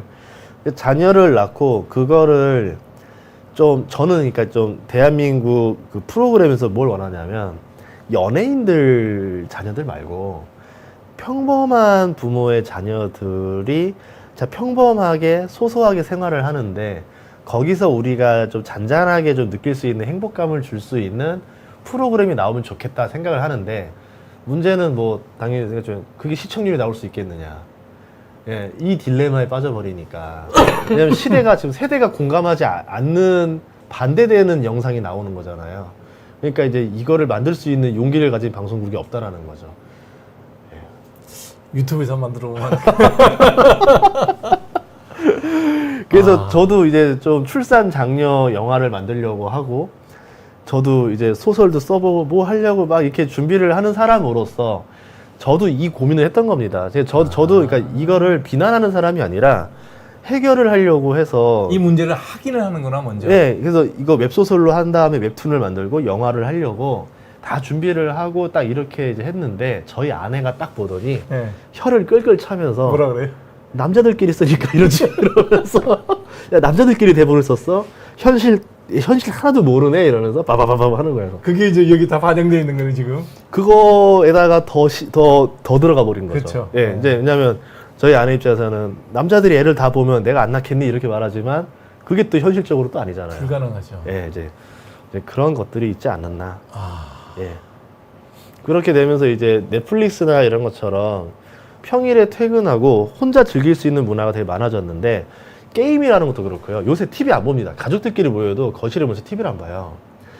운동도 자기 하고 싶은 거, 막 이제 개인 운동, 개별 운동으로 하고 넷플릭스는 내가 보고 싶은 걸 아무 때나 볼 수 있죠. 그렇죠. 학원도 요새는 모임이라던가 이런 것도 내가 원하는 걸 다 합니다. 그러니까 저는 뭐냐면 그 헤게모니도 문제인데 모더니즘이라는 시절이 7, 80년대까지 적용이 됐었었고 90년대부터는 포스트 모더니즘이었었어요. 이제 좀 개별화, 내가 좀 원하는 좀 더 소규모 다양화가 되는 세대가 되다 보니까 각자의 취미가 정말 다양해져 버린 거죠. 이런 시대가 되는데 이제는 커플끼리 만나서 서로 영화 취미가 맞지도 않고 모임 취미도 안 맞고 취미도 안 맞고 막 서로 뭔가 이제 내가 너를 위해서 맞춰줘야 되고 나 이번에 좀 인사이드 아웃 보고 싶은데, 아이, 그런 걸 왜 보냐 그러면 누군가 하나는 그걸 못 보잖아요. 이제 이런 거에 대한 연애도 불편하다. 이렇게 되면서 이제 그렇게 된 게 아닌가 생각합니다. 예. 그러니까 이게 저도 이제 언론학 공부할 때 방송이라고 배웠어요. 브로드캐스팅. 예. 넓게 써오죠. 그때 이제 케이블 채널이 나오면서 협성, 네로우 캐스팅이라고 그랬어요. 그 다음에 이제 좀 더 지나고 나니까 지금 이제 이런 게 나오면서 세그멘탈 캐스팅이 되더니 예. 요즘엔 아주 프라그멘티드 되는 게 예. 아주 그냥 파편화된 방송들이 되죠. 예, 그래서 이제는 대형화된 모임도 이제 유지가 어렵고요. 어쨌든 이런 모임이나 뭐 운동도 다 필라테스 다 개별화, 다 소규모화잖아요. 나에게 맞는 내 맞춤형인 이런 걸 원하는 시대이기 때문에 점점 더 뭔가 나랑 맞는 사람을 찾는 확률이 더 떨어질 게 아닐까. 그러니까 소개팅을 30번 나가봤자 나랑 같은 사람이 어디 있어요? 없지. 나랑 말 통하는 사람을 못 찾는 거예요. 근데 없지. 지금 대중이 원하는 뭐냐면 나랑 말 통하는 사람을 1번으로 찾습니다. AI밖에 없네. 없거든요. 그쵸. 네, 맞아요. 없어요. 네, 맞아요. 없는 걸 찾으니까 당연히 없지. 네, 그래서 요새 또 그러니까 자만추에서 자연스러운 만남을 추구한다 하는데 이제 자연스러운 만남을 어디서 만나느냐? 모임에서. 이제 러닝크루 이런 데서 이제 러닝하면서 또 만나고. 그러니까 나랑 취미가 같은 사람이면 최소한 하나 정도의 공통점은 가지고 있으니까 런닝할 때만 요런 거라도 하나 하고 이제 만난다던가. 그래서 요새는 이제 그 연애 문화도 이런 식으로 많이 바뀌어졌죠. 출산 장려하려고 그러면 정말 다양하게 준비를 해야 되겠다. 그리고 코로나 때 유행했던 단어가 파이어족인데요. 저기 사표 쓰고 나오는 애들? 네, 경제적 자유, 파이어족이라고 하는데 이제 이게 꿈인 거예요. 그러면 현실적으로 내가 가정을 꾸리고 애를 낳고 그 애에게 최상의 교육을 시켜주면서 파이어족을 하는 건 불가능합니다. 그러면 아무래도 돈을 계속 벌어야 되는데 근데 만약에 나 혼자 그냥 먹고 살다 죽겠다. 그러면 제가 최소한으로 잡아봤어요. 네. 지방에 괜찮은 아파트 2억짜리도 살 수 있거든요. 신축적으로. 혼자 네, 사는 가능하죠. 거. 네. 그리고 3억을 그냥 배당주에 넣어서 6% 배당만 받아도 월 150이 들어와요. 아시는 분은 4억으로 제주도에 파이어족으로 가셨고 이제 뭐 이런 식으로 하면서 그냥 내 필요한 용돈벌이 조금씩 그냥 뭐 프리랜서로 조금 더 하면서 그냥 이렇게 살겠다. 이게 파이어족 경제적 자유가 진짜 유행 많이 했었거든요. 몇 년 동안. 그러니까 고민은 없겠다. 네. 이렇게 사는 거예요. 없으니까. 사진처럼. 네. 나 그냥 누워서 넷플릭스 보고 뭐 하고 싶은 거 하고.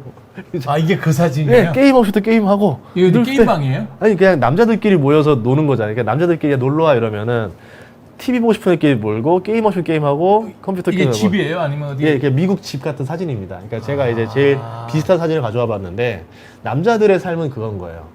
나 그냥 평생 게임하고 살고 싶어. 친구들이랑 마음껏 내 집에 놀러 와서 맥주 먹고 맥주 치킨 하나 먹고, 먹고, 예, 네.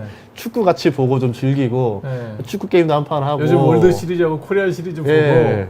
뭐 그냥 이렇게 하면서 그냥 이게 남자들은 요새 거기에서 쾌감을 느끼고 이게 행복한 삶이라 생각하게 돼버리는 거죠. 그러니까 초식남, 절식남처럼 점점 가고 있다라는 거죠. 사랑하고 싶고 섹스하고 싶고 아이 갖고 싶고 하는 그런 거는 사치스러운 사고방식 생각인가요? 그게 초식남인 거죠. 이제 그거보다는 이게 더 나은 삶이니까 그냥 이걸 좀 포기하면 이걸 누릴 수 있어. 왠지 보면 좀 구리잖아요. 그죠. 아니, 솔직히 가면 양말 냄새 나 쿡쿡하고 이제 그렇게 되는데 이제 근데 이제 또 예, 결혼하고 나면 또 이런 삶이 또 그리운 거예요. 저런 다른 예. 분도 저런 삶이 부러울 것 같지가 않은데. 총각 시절 있지 않으셨어요? 총각 시절에 남자들끼리 놀면 재밌잖아요. 아니요, 저는 총각 시절에도 이렇게 구리게는 안 놀았어요.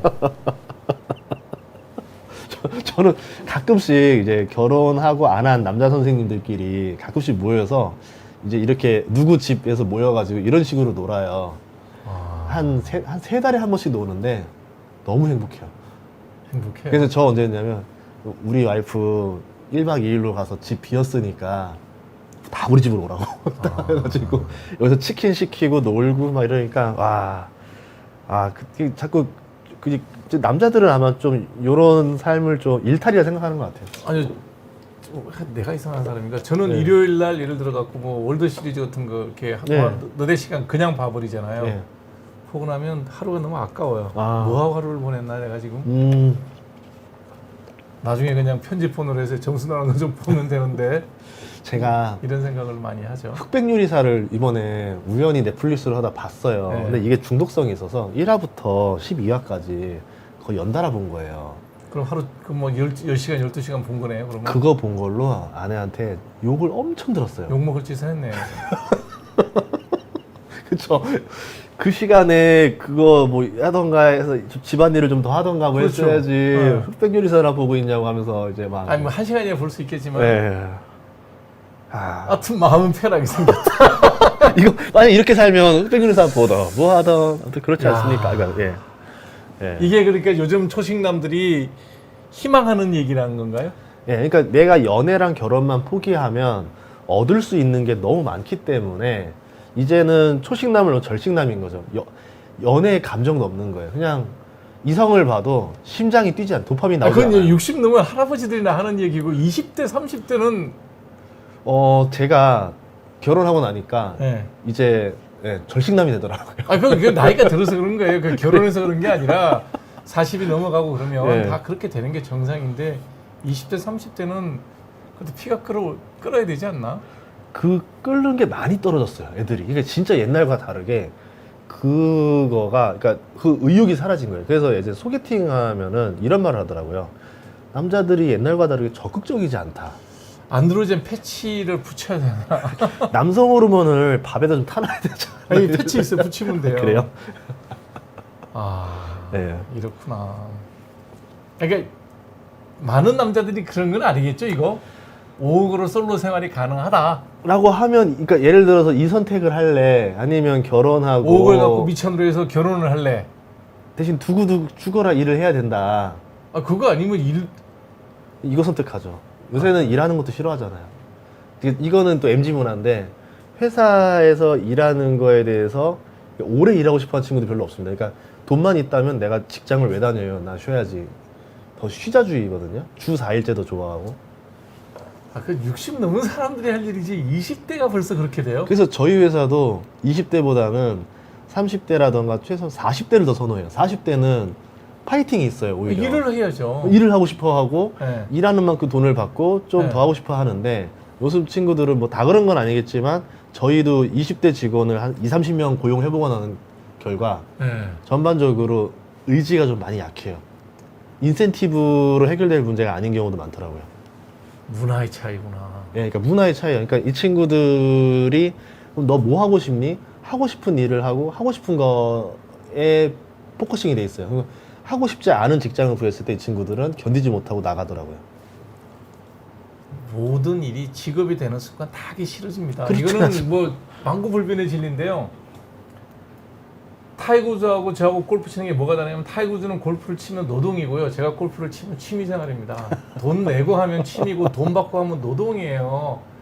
타이거즈가 물론 훨씬 잘하지만 이게 직업에 대한 개념은 직업은 돈을 받고 나의 시간과 나의 에너지를 거기에 투자를 하고 거기서 번 돈으로 생계를 유지하는데 솔직히 5억 정도 벌어서 솔로로 이렇게 살겠다고 하는데 그게 무슨 노동 의욕이 있겠어요. 예. 처자식이 눈앞에서 왔다 갔다 해야 더러운 꼴도 참고 일을 하는 거지. 그래서 저도 예전에 제가 교사 초임 때 교장 선생님이 계속 결혼해라고. 네. 결혼을 빨리 해야 책임감 있게 일을 한다. 계속 그러셨거든요. 자, 이런 자료를 꼼꼼히 찾아서 애를 놓고 지금 이제 행복하게 4살짜리 아이 데리고 잘 살고 있는데 둘째 계획은 없으신가요? 이제 좀 이제 아내 나이가 좀 늦어져가지고 네. 예, 좀 어려울 것 같습니다. 생물적으로. 예. 생물적으로. 네. 그래서 후배들에게 예. 결혼에 대한 어떤 뭐 좀 하라고 얘기할 수 있는 뭐 그런 건 없나요? 그러니까 서로 아니, 그 내용은 예. 들으니까 정말 예. 우리 정책이 잘못됐다는 게 확 들어와요 지금. 남녀가 좀 이제 이런 것들을 좀 버리고 왔으면 좋겠어요. 그러니까 네. 누군가의 시선에 안 받으면 되거든요. 그러니까 미국 친구들 보면은 정말 타인의 시선에 크게 신경을 의외로 안 쓰더라고요. 그러니까 저는 자존감 교육을 좀 받고 내가 뭐 명품을 안 입어도 상관없고 자동차가 아반떼면 어때요? 우리나라 지금 제일 잘 팔리는 차가 그랜저래요. 베스트셀링이 아반떼가 아니라. 근데 차 대박이고. 네, 그 그랜저급은 몰아야 된다라는 뭐 이런 그러니까 그 시선인 거죠.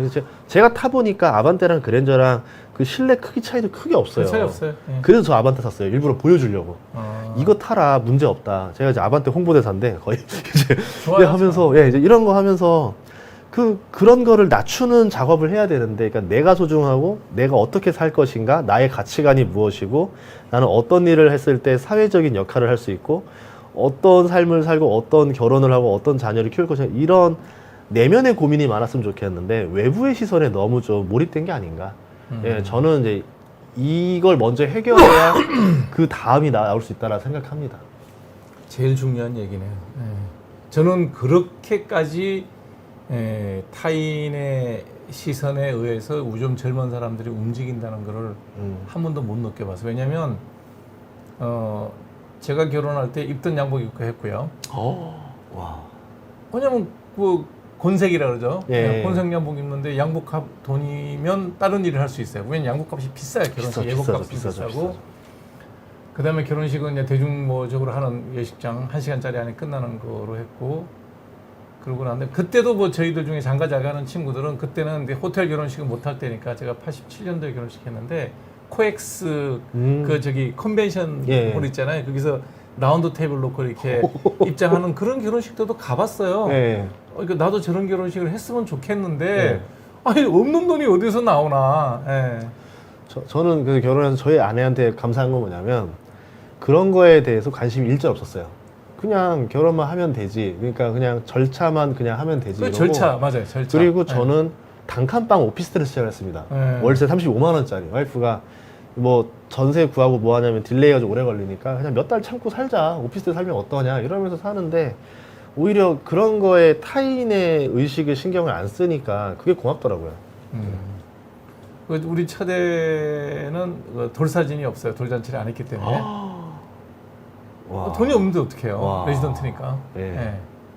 그 다음에 운전면허가 없으니까 내가 차 살 일은 없고, 애가 이제 크기 시작하니까 예. 이게 차가 없으면 못 사게 돼갖고 이제 중고차 하나 조그만한 거 사서 끌고 다니고, 그 모든 거를 나는 뭐 했냐 그러면 집 사는 거였어요. 예. 그러니까 다 긁어 모으면, 이렇게 모든 걸 다 안 하고 긁어 모으면 집을 살 수 있었어요. 예, 그때는 집값이 쌌죠. 87년도니까.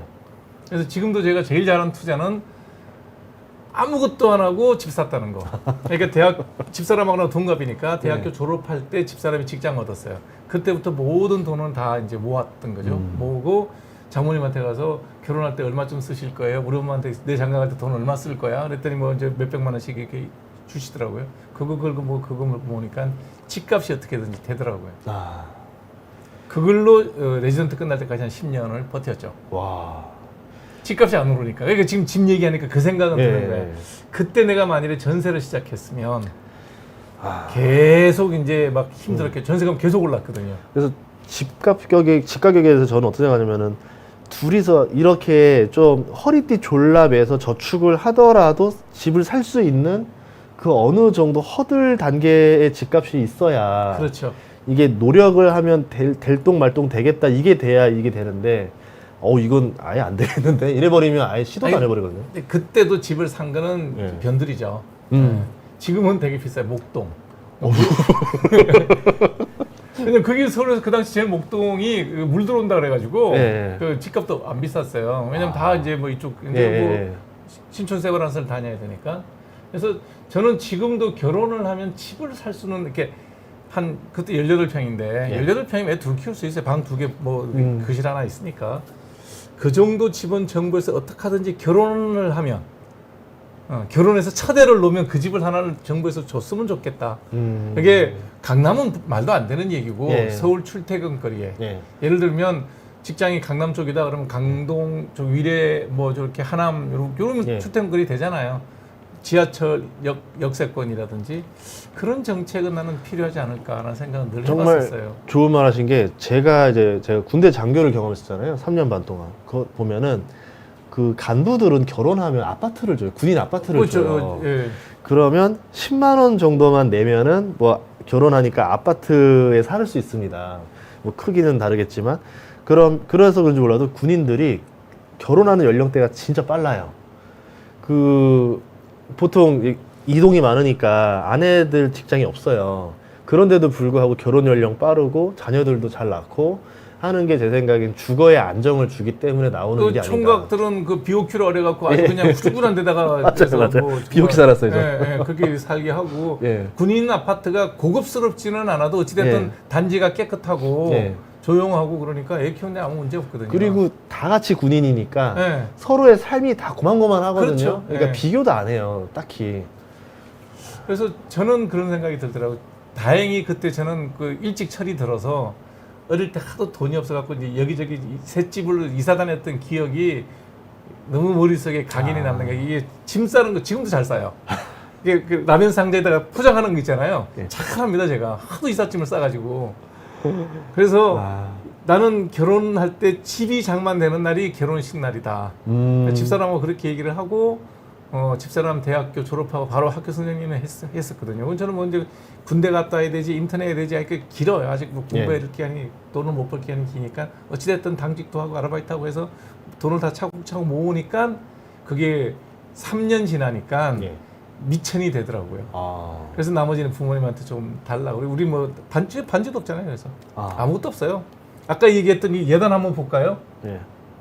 자, 제가 이런 거를 보면 집 빼고 얘기하면 혼수 필요 없죠, 예식 필요 없죠, 예단 필요 없죠, 예물 필요 없죠, 허니문 필요 없죠. 제주도 갔다 왔어요. 예식 패키지 필요 없어요. 안 해도 되는 것들이야, 저거 그쵸. 전부 다. 솔직히 안 해도 티 안 나요. 둘이 네. 사는 데는 진짜 없어요. 누가 알아요, 저거를? 내가 네. 제가 지금 이 얘기를 하니까 그렇지만 입던 양복 입고 결혼했고 집사람은 웨딩드레스 해야 되는데 그것도 안 하면 예식장을 안 빌려줬어 그때. 그래서 예식장에서 하나 빌려서 한번 입고 지금 너 와이프가 그 결혼식 사진 보는 거 되게 안 좋아해. 그래서 하는 데는 지장 없다는 거야. 그 다음에 이거 안 하면 어때요? 예. 안 하면 되지. 그 다음에 상견례는 그래도 부모님이니까 봐. 요즘 가면 예. 돈 100만 원 들여야 4명이 밥을 먹으니까 저거는 한다고 치고 프로포즈 할 필요 없고 예단 필요 없고 청첩장 필요 없고 스드메 필요 없고 저기 사진 하나 좀 이걸 찍으면 되지 핸드폰으로. 예. 브라이덜 신혼여행 5,600만 원. 저 중에 쓸 돈 한 500만 원 쓰면 되겠네. 저는 그냥 상견례가 실질적인 결혼식이라 보거든요. 그냥 좋대 하면 끝나는 그냥 거예요. 요때 그냥 서류 작성해서 사인만 해라. 네. 서로 증인 서고. 저는 그게 결혼식이라 봐요. 솔직히 말하면. 그러면 이 돈 저 돈 합치면 1억이잖아요 지금. 예. 두 페이지. 예. 그 다음에 자녀 자녀 교육 저거 다 필요 없습니다 저거. 예. 돌잔치 뭐 사진도 없어요 우리는.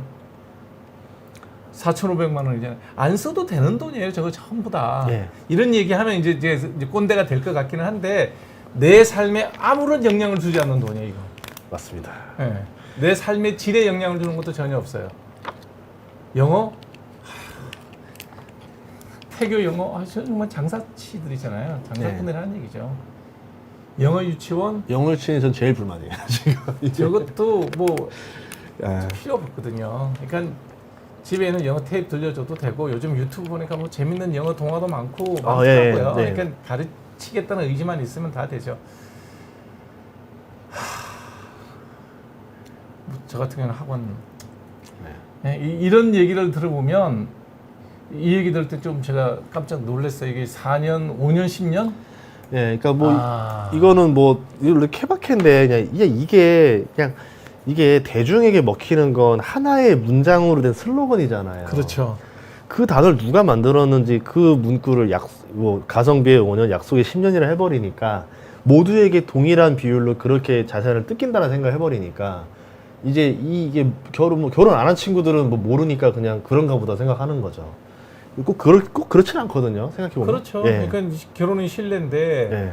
약속이고 신뢰인데 검은 머리 파프로 되도록 예? 예. 아프나 즐거우나 괴로우나 같이 살겠다고 약속했으면 예. 살아보려고 애를 써야죠. 예. 그래서 이런 얘기를 하면 이제 완전히 저희들 올드 스타일이 되긴 하는데 저는 그래도 뭐 젊은 친구들한테 하고 싶은 얘기 그래요. 해봐라. 좋다. 애 낳아봐라. 키워보면 더 즐겁다.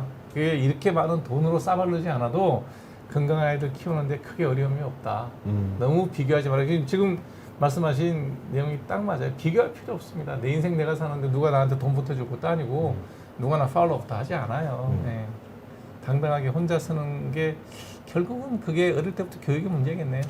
교육도 문제예요. 왜냐하면 지금 애들 직업 순위 5위가 뭔지 아세요? 옛날에 유튜버였다는 거 내가 듣기는 들었어. 그거 이제 다 사라졌어요. 그건 뭐예요, 이제? 의치, 한, 약, 수. 의대, 치대, 약대, 한의대, 수의대.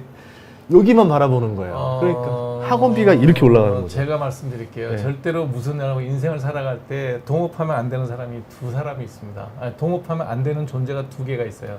하나는 정부랑 동업하면 안 되고요. 두 번째는 하나님하고 동업하면 안 됩니다. 그거는 그 두 집단, 정부나 하나님은 변덕이 너무 심합니다. 그래서 내 의지와 상관없이 무너져 내리기 시작합니다. 어느 날 의사가 갑자기 제가 입학할 때 1000명이었던 게 3000명이 되고 네. 지금은 5000명으로 늘리겠다 그럽니다. 2000명의 의사를 늘리면 낙수과가 생긴다고요? 거짓말입니다. 서울시내 개업한 피부과 의사가 2000명 늘어날 겁니다. 누가 시골에 낙수과 의사 해가지고 그 생활을 하기 위해서 그렇게 학원비 들어서 공부하겠습니까? 무능한 정부, 무지한 정부의 광폭한 행동이지 절대로 정부랑 동업하는 일 하지 마십시오. 예. 그래서 국가 면허증을 갖는 순간 내가 그 제도에 묶여서 가지고 있는 창의성을 말리면서 살아야 됩니다. 너는 피부과에서 잘 살지 않니? 이런 얘기를 갖고 이제 얘기하시면 안 됩니다. 저는 운이 좋았던 사람일 뿐이고요. 대다수의 평균적인 의사 우리 전인구 소장님보다 훨씬 못 봅니다. 아니다 무슨 소리세요? 그러니까 예. 우리가 옛날에 제가 유튜버가 꿈이라고 했던 젊은 친구들, 예. 어린 친구들이죠. 그쵸. 예, 초등학교 때는 뭐 직업조사에도 유튜버 콘텐츠 있었어요. 크리에이터가 예. 1등을 한 적이 있어요. 그래서 예.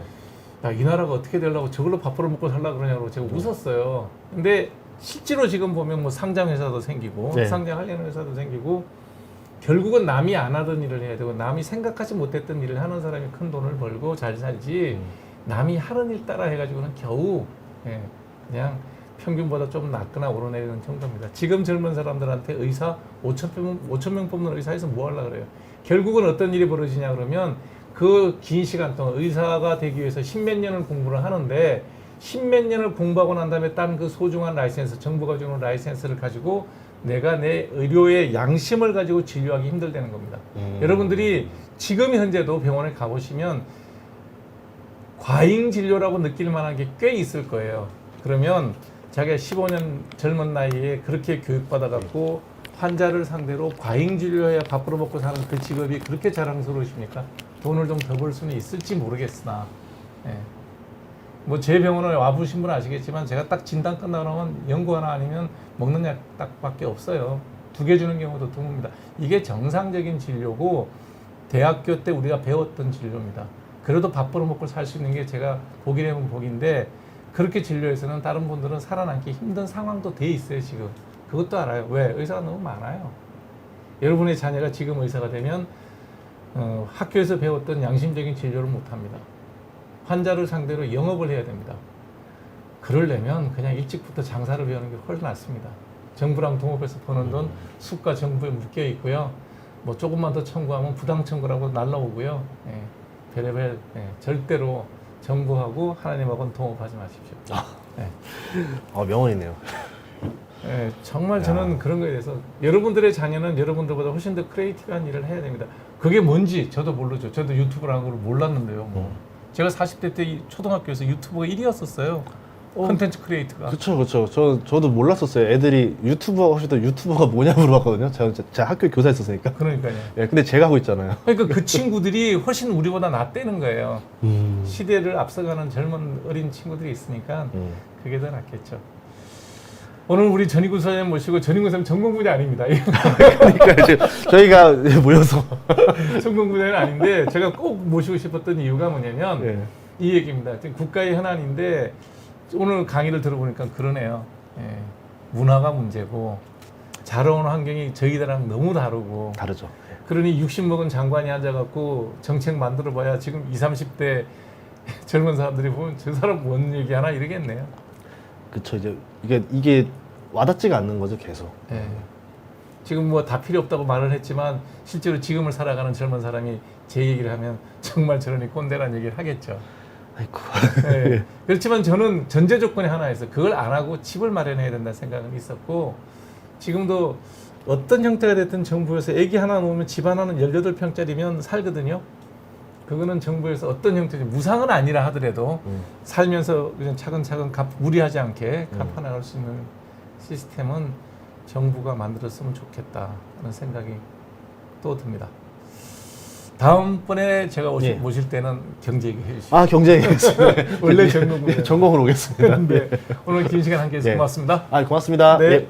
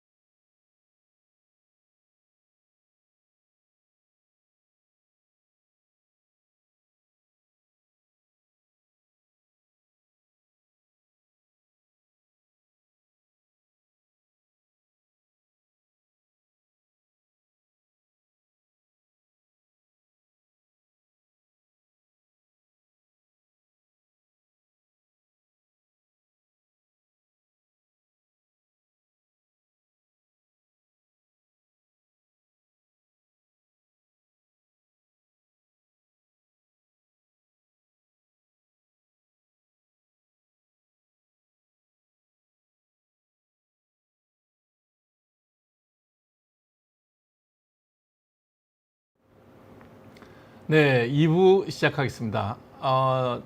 전인구 소장님은 또 이제 세종시로 내려가게 되기 때문에 일찍 보내드리고요. 우리 윤희님 글부터 한번 볼게요. 네, 아이들 셋 어릴 때부터 청소하고 시육을 받았습니다. 당연한 얘기죠. 네, 경제교육은 그렇게 시켜야 됩니다.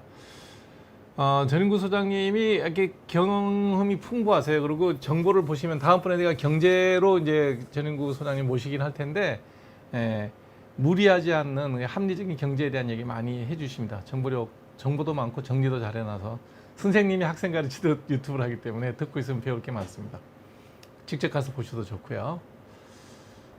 저는 결혼은 좀 아까 말씀드린 대로 저는 자녀를 낳고 가정을 만들어서 같이 만들어 나가는 그 삶의 한 과정이죠. 그러니까 우리가 뭐 어차피 세상에 났으면 언젠가는 죽죠. 죽기 전에 내가 살아온 과정을 되돌아보고 잘 살았다 못 살았다 뭐 이런 걸 되돌아볼 수 있는 정도면 좋지 않을까. 그래서 저는 뭐 요즘 하도 결혼에 대한 생각이 많아서 제 딸도 결혼하기 전에 고민을 많이 하더라고요. 뭐라 그랬냐 그러면 정말 집사람 되게 싫어하는데 그냥 해봐라. 살다가 싫으면 또 헤어지고 또 결혼하면 되잖아. 여자는 뭐 애 놓으면 다 네 건데. 요즘에 애 놓으면 다 여자 거잖아요.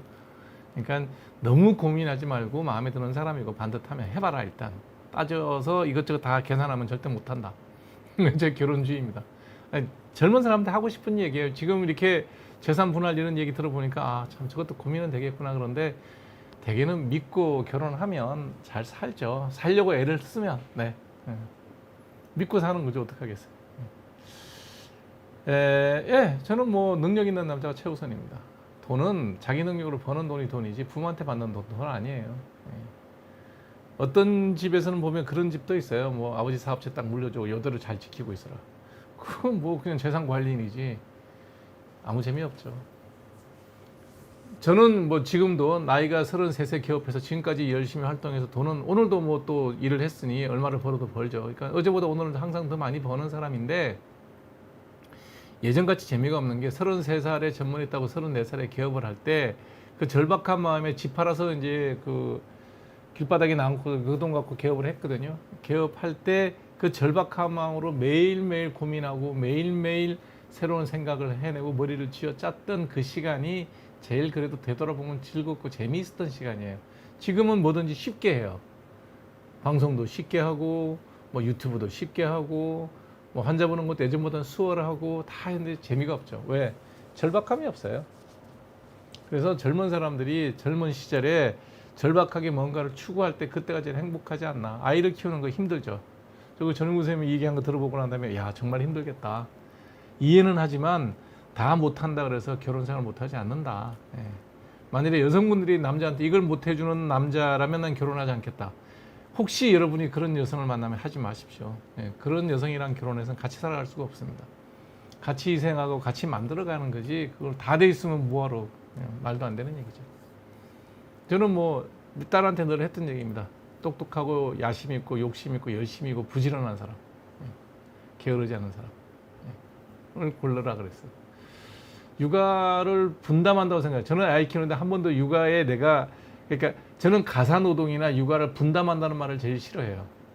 왜냐하면 아이를 키울 때 분담하는 게 아니라 내가 즐거워서 하는 일이고 정말 힘들어서 못할 때도 있죠. 그건 어쩔 수 없지만 그렇지 않으면 늘 아이를 보는 게 즐거운 일이었었고 그 다음에 가사를 분담한다.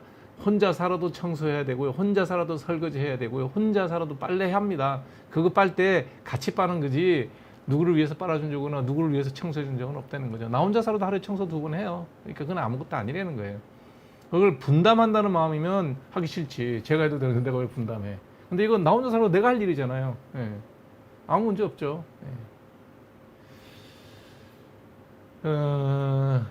AI 로봇하고 살겠죠. 요즘 뭐 이상한 거 인형도 뭐 도울인가 뭐도 한다는데 결코 그런 게 사람의 삶을 풍요롭게 해주지는 않죠. 정인숙님, 저게 보통 사는 거죠. 보통 사는 거죠. 맞습니다. 책임감 가지고 열심히 하면 다 할 수 있습니다. 아유 이사요. 전 지긋지긋하게 하도 어릴 때 많이 해서 제가 이제 18평 아파트를 팔고 이제 저기 일산으로 전셋집을 옮기면서 짐을 옮기는데 18평 아파트에서 차를 이삿짐 센터 불렀죠. 포장해서 할 돈이 없으니까 이제 포장을 하는데 그냥 일반 이사를 하는데 차 8톤 트럭 하나가 오더라고요. 그다음에 이삿짐이 꺼내도 계속 나오니까 차 한 대 더 왔어요. 그래서 뭐 계약 한도보다 우리 좀 더 드리긴 했지만 구석구석에 구겨놓던 살림이 10몇 년치가 나오니까 많더라고요. 예. 그래도 산다는 거죠. 예. 이혼을 계산한 결혼, 뭐 저는 그런 거는 없었으면 좋겠다. 예. 결혼이 가지고 있는 고유의 신성함이라는 건 있다고 저는 생각을 합니다. 예, 저는 생각이 그래요. 결혼을 하는 거는 계산은 나중이다. 예, 계산은 할 필요도 없다. 뭐 이런 생각도 합니다. 모르겠습니다. 요즘하고 시대에 뒤떨어진 생각인지 모르겠는데 살다가 이혼할 일도 생기겠죠. 그때 가서 따지더라도 지금 결혼할 때부터 그걸 전제를 한다. 5년, 10년 저는 정말 상상도 못할 일입니다.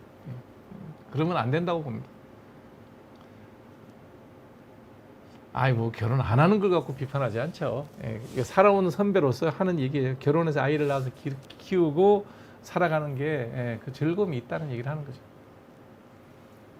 그러니까요, 뭐 스포츠스타들 돈 많이 벌어서 미리 결혼할 때 이혼할 때 어떤 조건도 이혼할 거라고 쓰고 결혼한다 그러더라고요. 그런 결혼 왜 하니 그러죠. 모르겠습니다. 제 생각은 그렇습니다. 늙어서 그런지 모르겠는데 우리 애들도 그런 식으로 결혼한다 그러면 좀 반대할 것 같아요.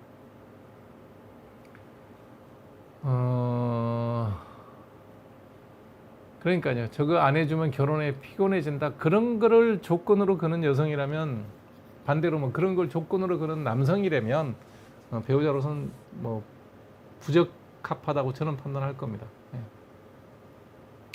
저희 동기들 중에 이제 가끔 이렇게 부잣집에 이렇게 보면 이렇게 정략 결혼이라 그러죠. 흔히 보면 이제 열쇠 받고 가는 결혼하는 친구들 몇 있어요.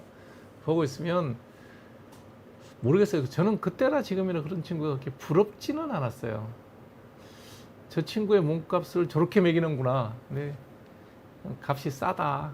어떻게 사람의 몸값을 저렇게 매겨서 저 정도에 팔려가나? 뭐 이런 느낌이 드는 경우도 있었다고 봤어요. 저는 뭐 그랬어요. 필수 아닌가요? 뭐 생각에 따라 다르죠. 근데 뭐 초등학교 때 들어가기 전에 유치원에서 영어 유치원 다녔다고 영어 썩 잘하는 것 같지는 않던데. 예. 1인 가구 모여 사는 그런 시대 오지 않을까요? 그럴 수도 있겠죠. 세상은 변하고 미래를 예측할 수는 없는데 저는 인류 사회가 그래도 지금까지 이렇게 많이 인구가 늘어나고 생물학적으로 관점에 볼 때 인구가 늘어나고 이럴 수 있는 건 일부 일처제가 자리가 잡혔기 때문에 그렇다고 저는 봐요. 그게 만일에 안 된다 그러면 또 인류사의 변화가 문명사의 변화가 오겠죠. 저는 가급적이면 결혼해서 사는 게 좋다라고 생각해요. 하루 종일 앉아 있으면 하루 종일 안 앉아 있습니다. 방송 때만 앉아 있고 책 읽을 때만 앉아 있고 하루에 뭐 요즘 같은 경우는 거의 한 2만 보씩 걷습니다. 내성발톱 집에서 안 됩니다. 병원 빨리 가셔야 합니다. 집에서 뺄 수 있는 게 아닙니다. 빨리 가서 약 먹고 항생제 먹고 발라야 됩니다. 그렇죠. 되게 뭐 젊은 나이에 창업을 하려고 그러면 가진 거 다 탈탈 털어서 하는 거죠. 안에서 만져지는 여드름이 아니고요. 저거는 저게요. 낭포성 여드름 혹은 표피낭종일 가능성이 많아요. 주사 맞아서 되는 게 아니라 수술해야 됩니다. 최근에 결혼한 인상 깊었던 결혼식 없어요. 제가 했던 결혼식 중에 가장 인상적이었던 건 제 딸 결혼식이에요. 왜냐면 기본적으로 일반적인 결혼식 포맷과 다른 결혼식은 제 딸 결혼식이었으니까요. 나머지는 뭐 다 그냥 늘 뭐 30년에 하던 방식이니까.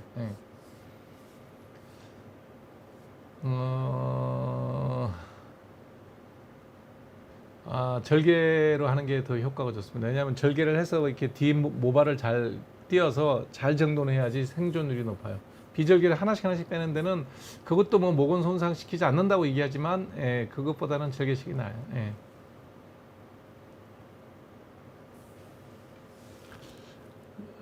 제가 이제 그때 그 이지한 피부과를 네트워크로 했던 이유도 그러니까 이제 그때 이제 머리를 그 많이 고민했죠. 저도 이제 뭐 개업을 한다 그럴 때는 논문 써서 유명해지는 건 아니죠. 돈을 잘 벌어야 되기 때문에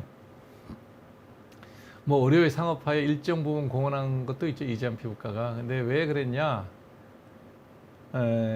당시 이제 뭐 옛날 얘기 좀 할게요. 개업할 때 피부과 개업이라는 게 별로 그렇게 큰 돈이 되는 병원이 아니었었어요. 아니었는데 제가 레지던트 할 때 우리 주임 교수님께서 미국으로 거의 한 몇 달을 연수를 보내줬어요. 미니멈 석 달, 원하면 6달까지 갔었어요. 그래서 제가 이제 뭐 동부 쪽에 그 필라델피아에 있는 토마스 제프슨이라는 데를 갔고 거기에 있는 선배님 따라다니면서 하버드부터 시작해서 저 밑에 뭐 대학들 그 대서양을 끼고 있는 연안에 있는 대학들은 다 주말마다 다닐 수 있는 기회가 있었어요. 그때 봤던 게 레이저 클리닉이에요. 하버드 레이저 클리닉도 보고 그래서 아 여기가 이런 시장이 있구나 하는 걸 그때 처음 봤죠. 그걸 한국에 갖고 들어와야 되겠다라는 생각을 했죠. 학교를 못 남으니까. 그래서 개업을 하면서 이게 돈을 벌 수 있는 병원을 만들어 보자. 그렇다고 해서 환자한테 거짓말할 수는 없는 거니까 없던 그 당시에 한국에 없던 레이저를 대량으로 이제 수입을 하고 미용 치료를 시작하면서 돈을 벌었죠. 그게 이제 피부과가 돈이 된다 이런 그 상황이 됐고 지금도 뭐 성형외과보다는 피부과를 일반 다른 과쌤이나 일반인들이 하기 쉬운 게 일단 그 바이탈리티 생명에 전혀 상관이 없으니까 가볍게 이제 접근하기 쉽고 레이저 기계를 잘 쓰면 효과를 비슷하게 얻을 수 있거든요. 그런 것 때문에 이제 그렇게 된 거죠. 저 같은 의사가 많아지는 게 한국의 의료 발전이 되느냐? 뭐 별 도움이 안 되죠. 의료라는 건 결국은 이제 생명에 관한 얘기고 죽고 사는 걸 살리는 거를 하는 게 진짜 의사죠. 근데 우리는 죽고 사는 걸 다루는 사람한테 대한 그 대우라는 게 정부에서 뭐 치료 원가의 뭐 70%밖에 안 주니까요.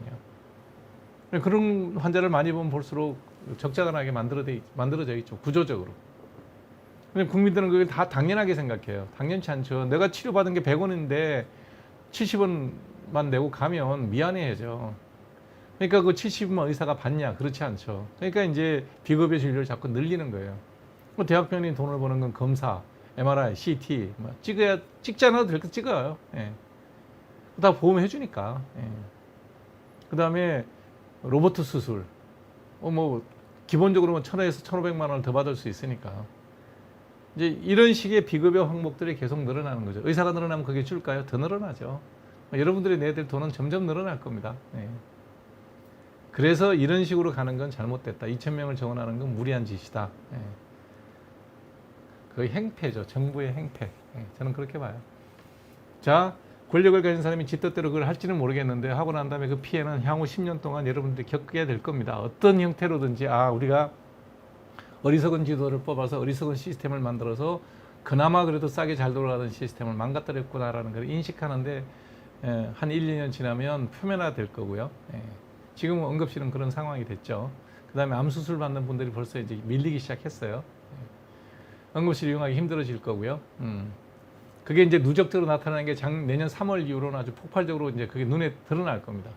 저 같은 의사 만나는 건 쉬워요. 피부과 의사, 안과, 피안성, 그 다음에 신경외과, 정형외과, 척추 클리닉 이런 데는 계속해요.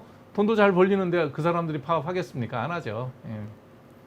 정말 이제 중증 이제 질병, 암 이런 거 치료하기가 되게 어려워질 거고 응급실 이용하기 어려워질 겁니다. 그 대가는 향후 10년 동안 치르게 될 거예요. 미리 말씀을 다 드리겠습니다.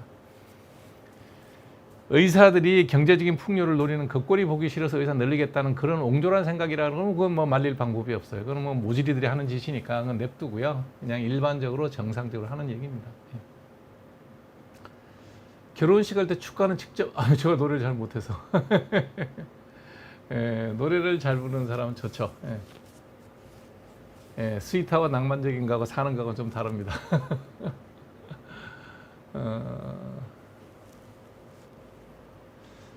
피부과에서 치료받고 난 다음에 처방료를 만원 받는 거는 아닐 거예요. 하나만 준다 그러면 그냥 기본 처방료만 내죠. 근데 뭐 처방을 5개씩 받아간다 그러면 좀 더 내야 되겠죠. 양을 너무 많이 받으면 좀 더 내는 거고요. 하나 주고 10,000원 더 안 가시면 돼요. 그러니까 여러분들이 치료 비용 같은 것도 다 뭐 인터넷에 나와 있으니까요. 어디 갔더니 뭐 치료비를 너무 많이 받더라. 처방에도 처방료를 너무 많이 받더라. 바꾸세요, 병원. 의사 뭐 길거리 채이는 게 의사인데 뭘 걱정하십니까?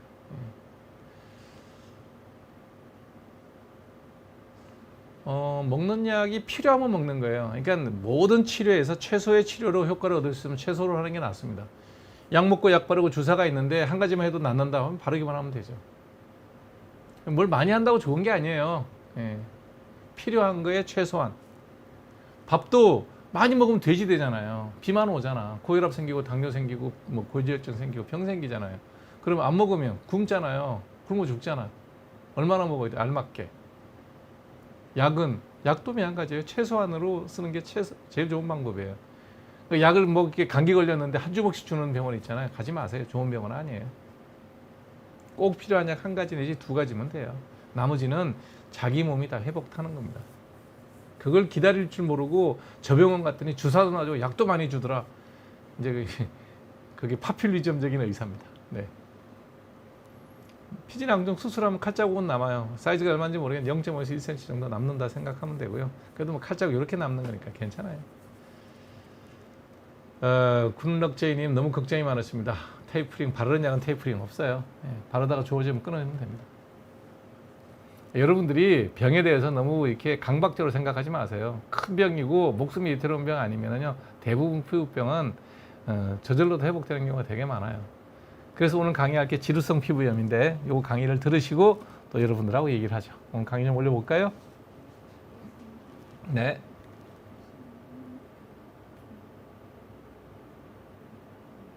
자, 시작할게요. 강의 지루성 피부염 좀 올려주시죠. 네.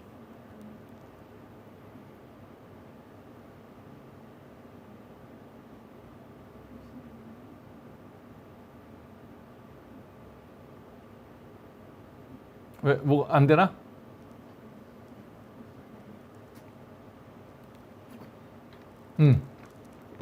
네.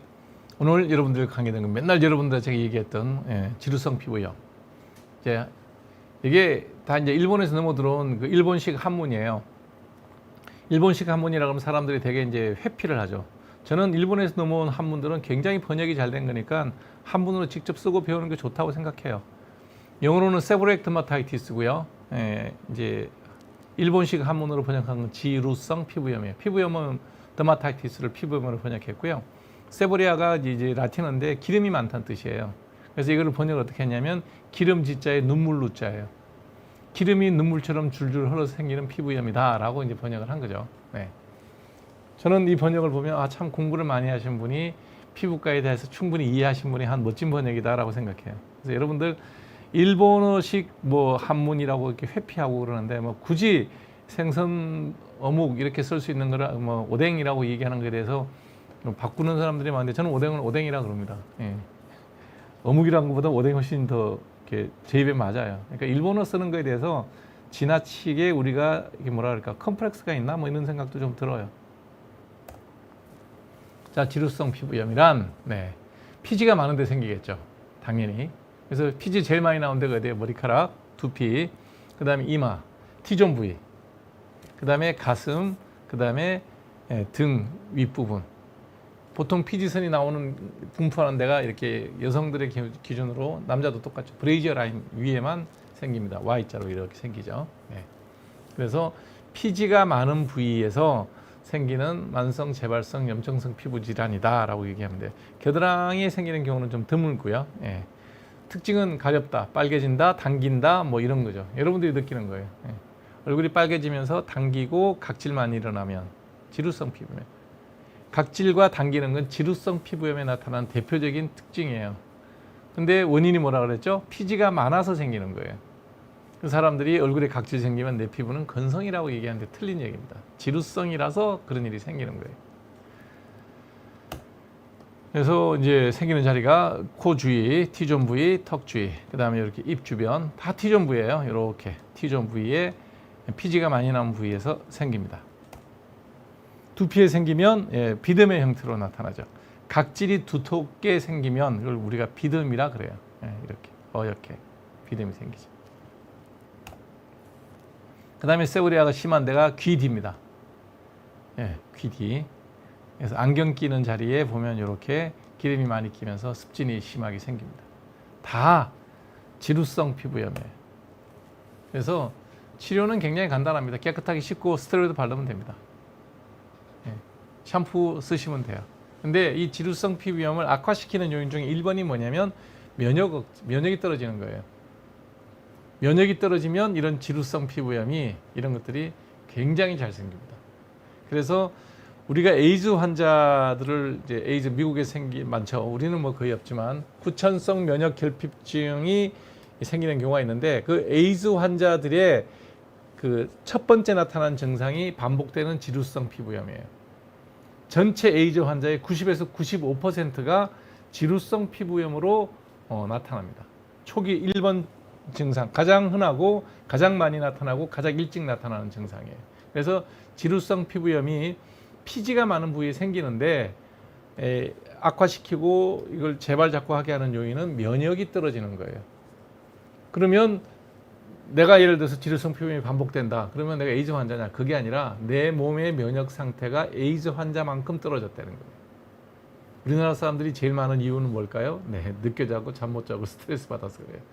앞서 전인구 소장님이랑 얘기했을 때 비교하는 거 있잖아요. 비교. 내가 결혼하는데 뭘 입었는지, 내가 결혼하는데 사진을 어디서 찍었는지, 내가 결혼하고 신혼여행 어디 가는지 그게 남이 나한테 뭘 할 이유가 뭐가 있냐는 거죠. 예를 들어서 우리 삼촌이 나한테 5천만 원 주고서 야, 옷 잘해 입고 신혼여행 잘 갔다 오라는데 그거 사진 안 찍어서 보내면 그건 혼날 일이지만 어느 누가 나한테 그렇게 돈 주면서 결혼식 하라고 돈 주는 사람 없는데 내가 왜 그 아무도 보지 않는 인스타나 그런데 페이스북에 사진 올리는 걸로 그렇게 신경을 쓰느냐는 거죠. 그거는 자아가 단단하지 않아서 그렇다. 저는 그렇게 봐요.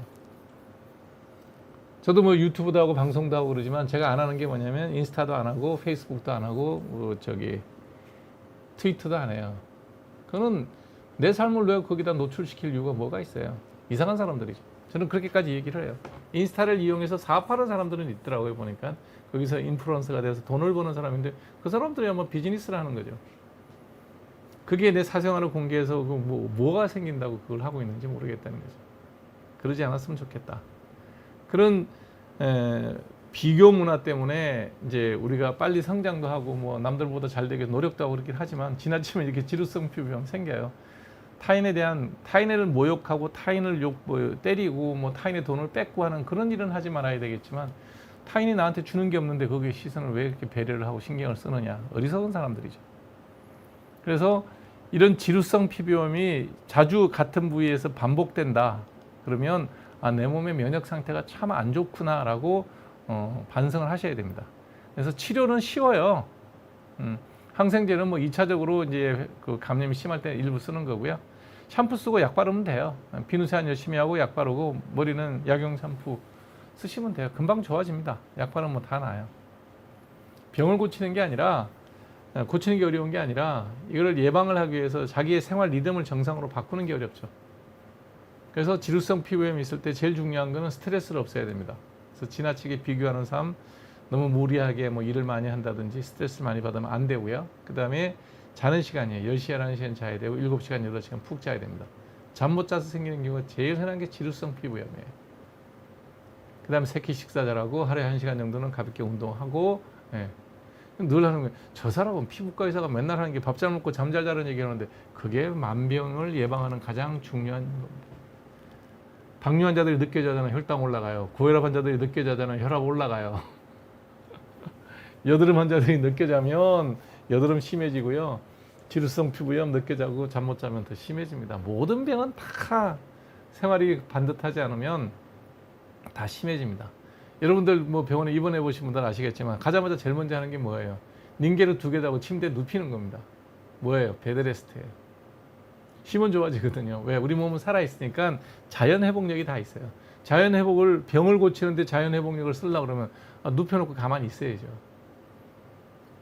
당뇨 환자들 진단받으면 막 그때부터 서둘러 운동해. 아니요, 당신은 운동하면 안 되는 사람이야. 살살 걸어야 돼. 왜? 당뇨 있는 사람들 무리해서 운동하면 혈당 더 올라가요. 부담되지 않게 살살 해야 돼요.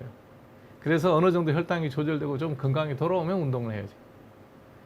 매사가 다 똑같습니다. 그래서 베드레스트 시키는 이유가 면역을 정상화시키고 몸을 건강하게 하기 위해서 하는 거거든요. 그래서 지루성 피부염은 똑같습니다. 지루성 두피염에 샴푸는 뭘 쓰면 좋으냐? 그냥 가서 지성용 샴푸 하나 사서 바르시고 쓰시면 돼요. 처방 안 받아도 됩니다. 지루성 두피염이 심하면 탈모는 유발하지만 뭐 지루성 두피염 좋아지면 탈모는 다 회복됩니다. 그러니까 유전적인 대머리하고는 전혀 다르죠. 치료하면 다 그냥 금방 돌아옵니다. 완치하는 얼마 걸리냐? 일주일이면 돼요. 10시에 자고 8시간 푹 자고 하루에 2번 머리 감고 약 바르면 뭐 일주일이면 다 낫죠. 샤워를 자주 하면 지루성 피부에 도움이 되나? 별 의미 없습니다. 10시에 자고 8시간 푹 자고 스트레스 없이 살고 새끼 식사 잘하는 게 치료에 도움이 됩니다. 지루성 피부에 도움이 되는 화장품이 있나요? 10시에 자고 화장품은 아무거나 쓰셔도 상관없습니다. 그러니까 지루성 피부염의 가장 중요한 요인은 타고난 피부가 심한 지성이면 잘생기겠죠. 당연히 지루성이니까. 기름이 눈물처럼 많이 나오는 사람한테 생긴 거니까 피지 나오는 사람한테 잘생기지만 피지가 많지 않은 사람도 늦게 자고 피곤하고 면역 떨어지면 생긴다는 거예요. 그래서 지루성 피부염에 도움이 되는 게 뭐냐? 남자들은 군대 생활처럼 살면 돼요. 10시에 자고 6시에 일어나고 뭐 규칙적으로 살잖아요, 군인들. 그렇게 살면 다 좋아집니다. 그래서 이 병이 걸리면, 이런 병이 걸리면 이제 아주 심한 경우 보통 요 정도 나타나요. 코 주변에 이렇게, 입 주변에 이렇게. 이런 병이 걸리면 딱 하는 모든 일을 멈추고 자기 생활을 한 1, 2주 사이를 되돌아보고 뭐 무리한 지점이 있었나, 내한테 스트레스가 어떤 게 있었나를 체크하고 정리를 그거를 반성하고 안 하는 게 제일 중요해요. 저는 지루성 피부염을 딱 한 번 앓은 적이 있어요. 한 번 앓은 적이 있었는데 굉장히 무리한 일이 있었고 뭐 힘든 일도 있었고 그랬어요. 그래서 그때 했던 모든 그 큰 비즈니스들 다 정리했어요. 아, 이거는 하나님이 나의 건강에 대해서 적신호로 경고를 알람을 띄운 거죠. 그래서 그 경고를 그대로 받아들이고 했던 큰 일들을 다 정리했어요. 뭐 한 번 하루에는 정리가 안 되죠. 한 6개월에 걸쳐서 차근차근 매각할 거 매각하고 포기할 거 포기하고 다 정리하고 나니까 깔끔하더라고요. 그리고 한 1년 더 지나고 나니까 얼굴이 달라져요. 10년은 젊어져요. 일이 많으니까 이제 사람이 얼굴이 어둡고 쭈글쭈글해지죠. 다 내려놓고 나니까 너무 편해졌죠. 뭐 소득은 10분의 1로 줄었습니다. 그래서 내 얼굴은 좋아지고 집사람 얼굴은 안 좋아지더라고요. 저는 일생 한 번 요걸 딱 걸려봤어요. 그러고 난 다음에 삶을 바꿨죠. 그게 내 나이 47, 7 됐을 거예요. 개업하고 10년, 12년 좀 지나고 난 다음에 이 일을 계속하면 내가 일찍 죽겠구나. 그래서 싹 정리했어요. 그날 이후로 지금까지는 이제 편하게 살죠. 일을 많이 하지 않고 편하게 살죠. 그게 얻은 게 있다면 건강을 얻었고, 잃은 게 있다면 돈을 잃었겠죠. 뭐 이게 갖고 있는 돈이 날아간 게 아니라 돈 벌 기회를 이제 잃어버린 거죠. 어차피 뭐 그렇게 해봐야 큰 돈 벌어서 재벌될 것도 아닌데 내 건강이 더 중요하다. 제 생각은 그렇다는 거죠. 각자마다 사람들이 다 생각하는 가치 기준이 다 다를 거예요. 근데 저는 건강하게 오래 사는 사람이 제일 축복받은 사람이다. 건강하게 오래, 아프지 않고 오래. 그러니까 제일 중요한 삶에서 제일 중요한 가치 포인트라고 저는 생각합니다. 의사니까 그렇죠, 뭐 당연히. 그보다 더 중요한 가치를 추구하는 분들은 또 있죠. 각자마다 다를 수는 있지만, 적어도 뭐 돈하고 건강을 동렬에 놓고 비교하면 뭐 그거는 동렬에 놓고 비교할 수 없는 소중한 거다라고 저는 생각합니다. 그래서 지루성 피부염이 이렇게 자주 반복되는 분들이라면 이렇게 귀리 여기도 많아요. 이렇게 반복되는 분이라면 삶을 한번 좀 정돈을 해봐야 된다. 뭐 10대, 20대 때 공부하느라고 이 시절 오는 건 상관없지만 50이 넘어가면서 이런 일이 반복된다 그러면 건강을 한번 되돌아보셔야 될 때가 됐다라고 생각하시는 게 맞습니다. 네, 피부 질문 받도록 하죠. 올려보실까요? 김민수님, 피지낭정은 왜 생기는 거예요? 요즘에는 민수라는 이름만 들으면 자다가도 펄떡 일어나네. 김민수님 농담입니다. 네, 성씨가 달라요. 네. 피지낭정 왜 생기는 원인 몰라요. 그냥 생기는 겁니다. 그래서 생긴 주머니이기 때문에 한 0.5cm, 1cm 절개하고 떼내면 돼요. 스테로이드 연구 부작용으로 홍조시 연희님 스테로이드 부작용이 아니고요. 주사성 여드름이에요. 대한민국에서 스테로이드 연고를 본인이 뭐 약국에서 사서 무한정 발랐다 그러면 모르겠는데요.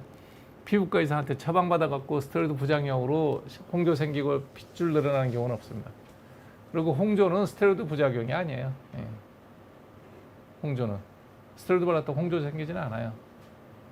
혈관이 늘어나고 피부가 얇아지죠. 예.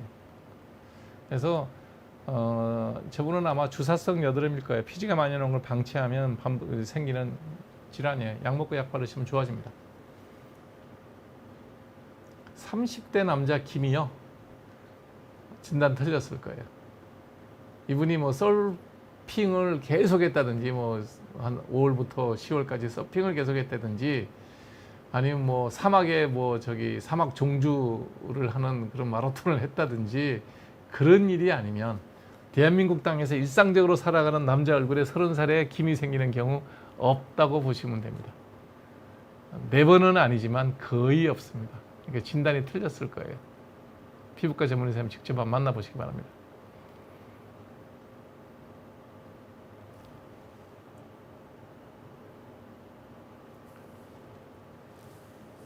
아들이 발톱 무좀이면 주블리아 바르시면 돼요. 예, 주블리아 한 1년 반 정도 바르시면 돼요. 코끝이 빨갛다는 게 저게 주사성 여드름, 흔히 말하는 딸기코예요. 같은 얘기예요. 로젝스 연고 바르시면 됩니다. 네. 처방받아 다 쓸 수 있어요. 네. 약용 샴푸로 지루성 두피염을 뭐 치료하려고 그러지 마시고요. 치료되지도 않고요. 일단 뭐 지루성 두피염이 생겼다 그러면 기본적으로 이제 스테로이드를 써야 되고요. 그다음에 일찍 자고 일찍 일어나면 지루성 두피염 안 생겨요. 에스로반에 쓰는 뮤피루신 제제는 여드름에는 별 효과 없어요. 여드름균에 별로 듣질 않아요. 상처. 그러니까 그 공기 그러니까 산소에 노출되는 호기성 균들, 우리 흔히 말하는 스트레프토바이콕사이, 그러니까 포도상 구균, 연쇄상 구균과 같은 그런 균들에 잘 됐고요. 프로피오니박테리움 균에는 안 듣습니다. 예.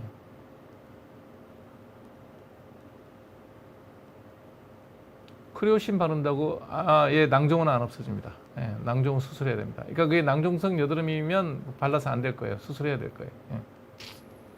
같이 먹어도 상관없습니다. 예. 이제 여드름 약은 뭐 계속 먹을 약이 아니기 때문에요. 예. 탈모 약은 계속 먹어야 되고요. 예. 여드름 약은 1년에 100개 이내로 드시면 됩니다. 식습관은 규칙적으로만 하면 됩니다. 그러니까 자꾸 제가 여러분들한테 규칙적으로, 제가 얘기하는 거 다 그냥 기계적이잖아요. 8시간 간격으로 3끼 식사해라. 뭘 먹을래? 먹고 싶은 거 드시면 돼요. 아무 상관없습니다.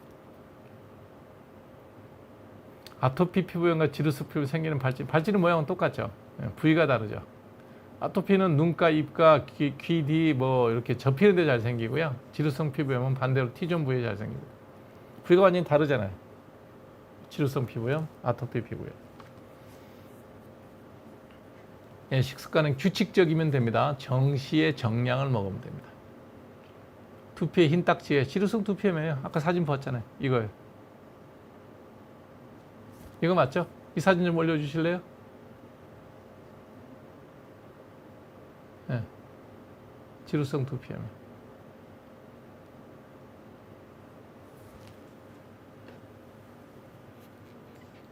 여러분들 이제 피부에 좋은 음식이 뭐냐, 피부에 안 좋은 음식이 뭐냐 없어요. 그냥 규칙적으로 드시면 돼요. 본인 입맛에 맞는 걸로 규칙적으로 드시면 됩니다. 지루성 피부염은 저게 면역력과 100% 연관되어 있습니다. 내 몸의 면역이 좋아지면 좋아져요. 가을이 심해지는 거요. 지루성 피부염 가을이 심해지면 가을에 면역이 떨어지잖아요. 여름보다. 환절 면역이 떨어져. 그러니까 가을에다가 감기에 걸리잖아요. 면역이 떨어져서 그래요. 지루성 피부염하고 여드름은 같이 생깁니다.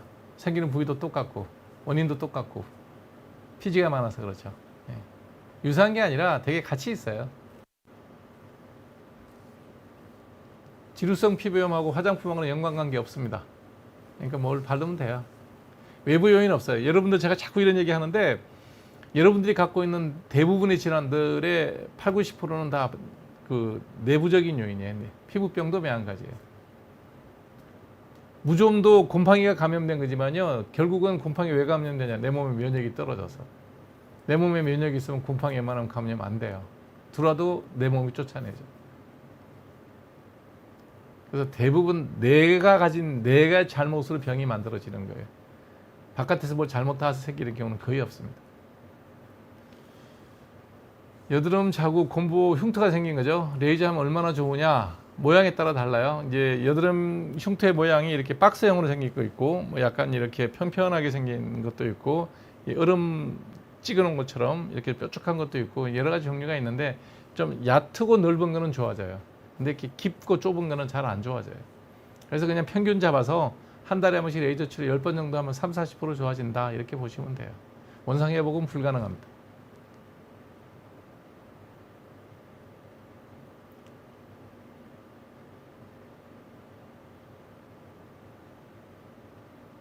각질이 두꺼워져서 그런 거예요. 유리아 크림 바르는 게 제일 좋아요. 깎아내지 마시고요. 반질 연고나 유리아 크림 같은 거 계속 바르세요. 그게 제일 좋아요. 피부가 건조해서 그래요. 발가락 무좀이 생기면 일단 기본 9개월 정도 바른다고 생각하시면 돼요. 하루에 2번씩. 무좀약 처방을 받아서 하루에 2번씩. 끊지 말고 지속적으로. 중단하면 무좀기도 다시 튀어나와요.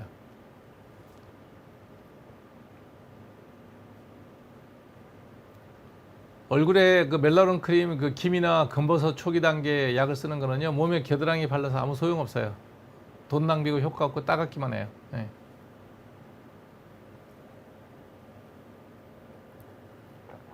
피나스트레이드 10년 먹는다고 김이 생기지 않아요.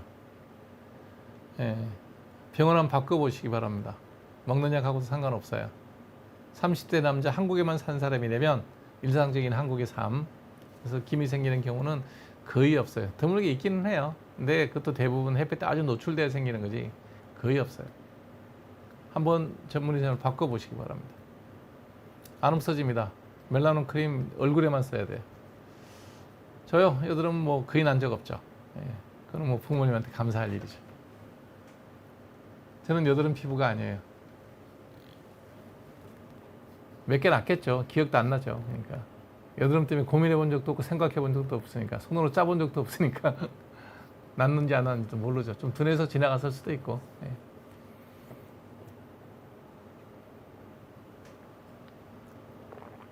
약국에 나오는 무좀약 별로입니다. 병원에 가면 되게 몇 달치 줘요. 뭐 바르는 약 주는 건데요. 뭐 한 8개 정도까지가 청구가 가능한 범위예요. 8개 가져가시면 넉 달, 5달 쓰죠. 예. 그 정도도 자기를 위해서 투자 못한다 그러면 베제크님은 너무 게으르신 겁니다. 약값도 싸요.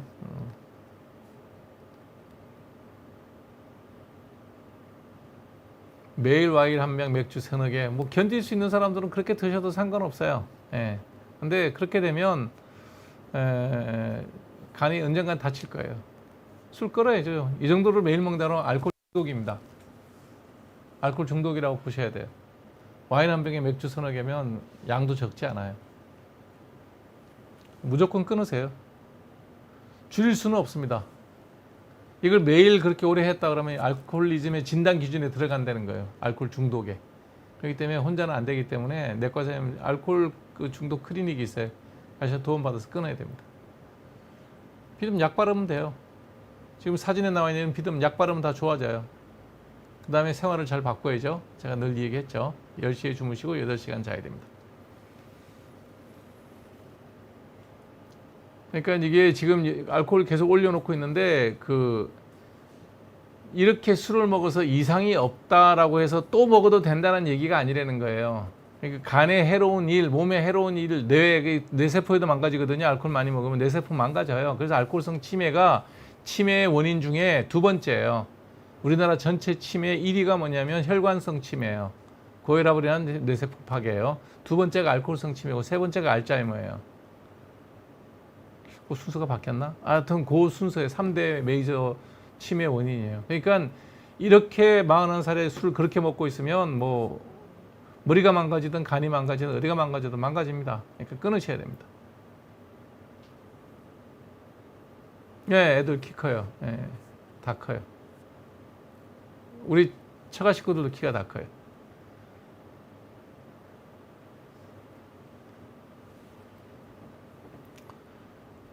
여드름이 보험이 안 되는 거는 피부과 의사가 정한 게 아니고요. 그거 잘나신 공무원들께서 다 정한 겁니다. 예. 덕분에 피부과가 이제 먹고 살기는 하지만 제가 개인적으로 저한테 물어본다면 여드름이 보험이 안 되는 거는 이해가 안 간다는 거죠. 병이거든요. 예. 평생 약을 먹고 발라야 되는 사람이 되게 많은데 보험 안 해주는 거 이해가 안 가요. 님에게는 아이소트레티논이 1년에 100개를 넘기지 마세요. 입술이 마르면 줄이셔야 됩니다. 이틀에 한 번으로 줄이세요.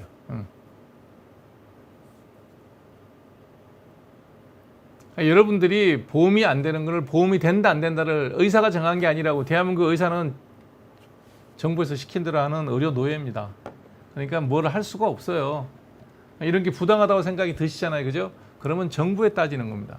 예, 정부에. 왜? 그 사람들이 정했거든요. 예. 왜 보험 안 되냐고 좀 따져보십시오. 여러분들은 정부에서 뭘 하면 다 옳은 일이라고 생각하죠. 엉터리 많아요. 예. 따져보시기 바랍니다. 주사 피부염 유산균 도움되나요? 된다고 얘기하는 분들이 많아요. 근데 주사 피부염에 뭐가 더 도움이 되느냐? 아무거나 새끼 식사 제때 시간 맞춰 하시라는 거예요. 그러니까 유산균을 공짜로 누가 주면 먹는 걸 반대하지는 않겠어요. 돈 주고 사서 먹을 거냐 생각을 해보시라고요. 예.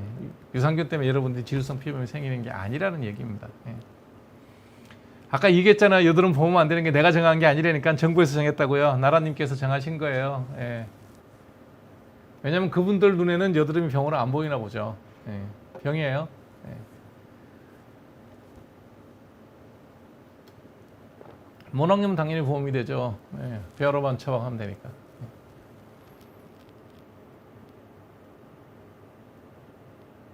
마찰은 당연히 피부염이 생기죠. 때밀어 생기는 게 마찰 피부염이잖아요. 피진항경 수술은 저는 못합니다. 수술 준비를 안 해놓은 병원이에요. 수술을 할 수 있는 병원에 가셔야 돼요. 보통 대학병원은 다 돼 있죠. 예. 팔꿈치가 간지럽고 오돌도 생기더라고요. 습진 생긴 것 같은데 무슨 원인이 뭔지는 병을 보기 전에 몰라요. 예. 그러니까요, 강경 선생님 나한테 그러다 그러지 말고 저기 보건복지부 가서 따지세요. 우리가 정하는 게 아니라니까요. 우리한테 묻지도 않아요. 정부가 우리한테 뭐 의사들한테 물어보고 합니까? 마음대로 다 하지.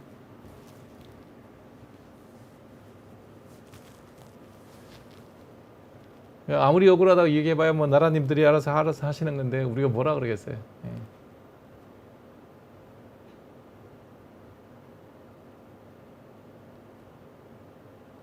철봉에 매달려서 손가락이 가렵다고요? 그러면 철봉 매달리면 안 되는 거죠. 압박 때문에 두드러기 생길 수 있어요.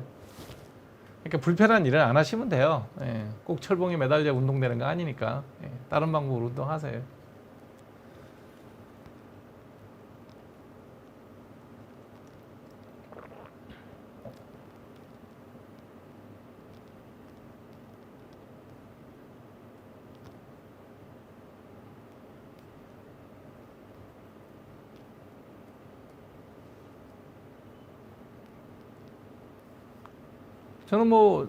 저도 먹을 때 있거든요. 예. 정신의 마음이 불편하고 정신의 병이 있으면 당연히 항우울제든 항불안제든 먹는 거죠. 정신과 약을 먹는 거에 대해서 사람들이 되게 불편하게 생각하는데 편하게 드세요. 정신의 마음 병이 생기면 정신병 약을 먹는 거예요. 이게 또 정신질환 그러면 사람들은 되게 이상하게 생각하는데 피부질환 이상하지 않죠. 예. 기관지 질환 이상하지 않죠. 정신질환 이상하지 않은 거예요. 누구나 다 정신적인 문제가 생길 수 있죠. 생길 때 그때 정신과 선생님 도움을 받는 거예요. 혼자 아무거나 집어먹으면 문제가 되지만 정신과 선생님 만나서 지금 당신의 상태가 불안이 너무 심하니 항불안제 먹으라. 마음 편하게 공부하고 시험 잘 봐요. 제일 입생 제일 골프 잘 쳤던 때가 정신과 약 먹을 때, 항불안제 먹을 때. 예. 자낙스 먹는데 뭐 공이 너무 잘 맞죠. 예. 나쁜 거 없어요. 예. 상호 이제 양리장애 겹쳐지는 거는 당연히 이제 빼야 되겠죠. 예. 팔에 있는 점 빼는 거는요, 레이저로 빼게 되면 무조건 흉 남아요. 그러니까 사이즈에 따라서 달라요. 수술해서 제거할 수도 있고, 뭐 어찌됐든 팔은 수술하면 무조건 흉 남습니다. 네. 가정의과에 가서 빼든, 피부과에서 빼든, 외과에서 빼든, 뭐 성형외과에서 빼든 여러분이 선택해서 하시는 거고요. 그 결과에 대해서도 여러분이 책임지면 돼요. 앞으로 이제 의사가 많이 늘어나면 이런 일이 생길 거예요. 어디 가서 할 거냐? 본인이 결정하는 거예요. 당연히 저는 얘기하죠. 피부과에서 레이저를 뺄 수 있는 건 피부과 선생님한테 빼는 게 제일 낫다. 싼 게 좋다. 그럼 뭐 야매로 저기 뭐야 식초로도 빼던데 빙초산으로도 빼고. 그러니까 싸고 좋은 건 없다는 거예요. 싼 건 비지떡이라고 분명히 얘기했잖아요. 옛날 우리 속담에도 싸고 좋은 거 없어요. 그건 다 거짓말입니다. 예. 좋으려면 값을 치러야 됩니다. 8회 전 빼면 흉 남는다니까 아까 얘기했잖아요. 예.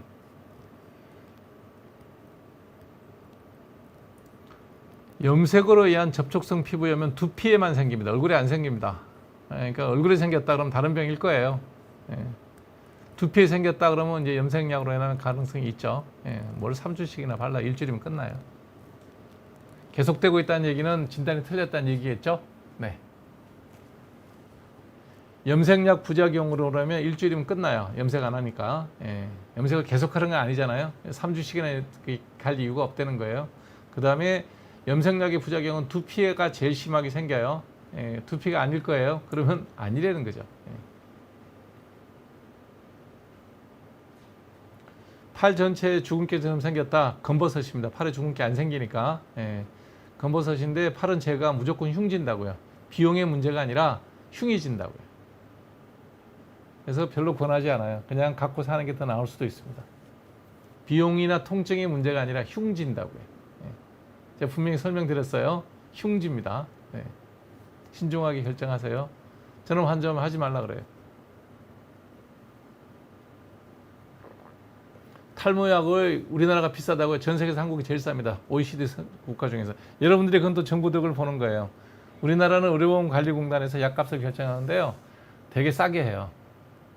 되게 싸게 하면 어떤 일이 생기냐. 그래도 제약사가 이익이 남으면 그 값에 팔아요. 그 값에 대한민국이 정해진 값으로 약을 파는데 이익이 안 남잖아요. 회사에서 그 다국적 기업이나 그 약을 만드는 회사에서 빠져나가 버려요. 철수해 버려요. 그래서 못 쓰는 약도 되게 많아요. 무슨 얘기냐면 의료보험관리공단에서 약값을 정할 때 싸게 매겨줘서 우리나라가 OECD 국가 중에서 약값도 제일 싸요. 워낙 후리 치기 때문에. 그래서 여러분들이 그 혜택을 보는 거예요. 미국 가서 약 사보세요. 얼마나 많이 나오나. 일본 가서 사보세요. 일본이 우리보다 지금 국민소득이 달러로 하면 우리보다 낮은데. 그러니까 지금 그 저기 K님이 한 얘기처럼 한국이 원래 비싼가요? 한국이 약값이 제일 싸다고요. 예. 한국이 유독 비싼 게 아니라 한국이 전 세계에서 제일 싸요. 우리나라 사람들이 잘못 생각하는 게 뭐냐면 우리나라가 전 세계에서 수도 요금이 제일 싸요. 우리나라가 그러니까 저희 후진국 말고 어지간히 우리 OECD 국가 이하에는 얘기할 거 없고요. OECD 국가에서 수도 물값이 제일 싸요. 그 다음에 전기세가 제일 싸요. 대중교통 수단이 제일 싸요. 택시 요금이 제일 싸요. 의료비가 제일 싸고 약값이 제일 싸요. 그러니 한국에서 비싸다고 얘기하시면 아프시지 마세요. 우리보다 더 싼 데는 없습니다. 입술 근처에 점이 있는데 크다. 피부과에서 성형외과를 갔다는 얘기는 크고 튀어나와 있다는 얘기예요. 그러니까 뭐 그래야지 없어요. 피부과에서 못 없애는 거죠. 염색으로 한 접촉성 피부염이 온몸에 발진이 나는 경우는 저는 본 적이 없습니다.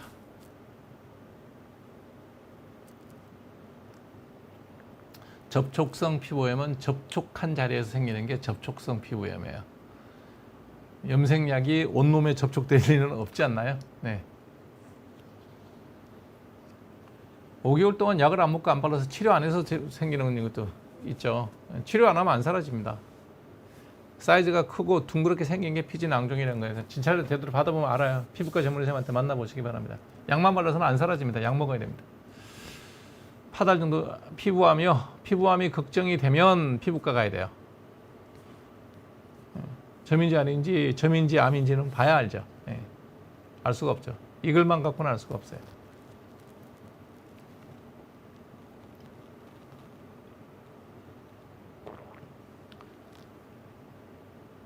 점을 뺐는데 살이 차오르는 방법은 없어요. 점 뺄 때 생긴 흉이면 흉으로 남는 겁니다. 흉터 제거 외에 레이저로 줄이는 방법 없습니다.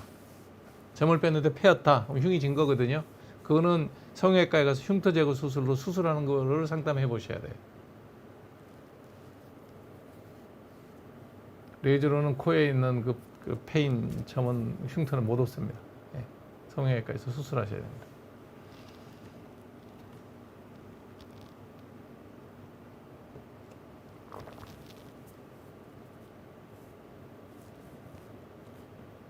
KMS님 대학병원에서 무슨 진단 받았다는 건가? KMS님이 왔다는 걸 한번 올려보실래요?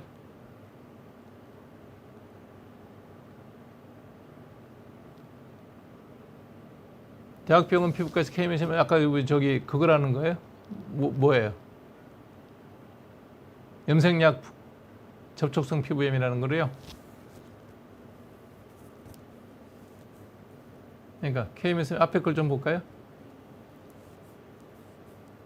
그러니까 접촉성 피부염 접촉한 데 생긴다고요. 염색이 어디까지 이야기에 어디까지 접촉되는지 본인이 알 거 아니에요. 손에 닿았을 수도 있고 뭐 손은 생길 수 있죠.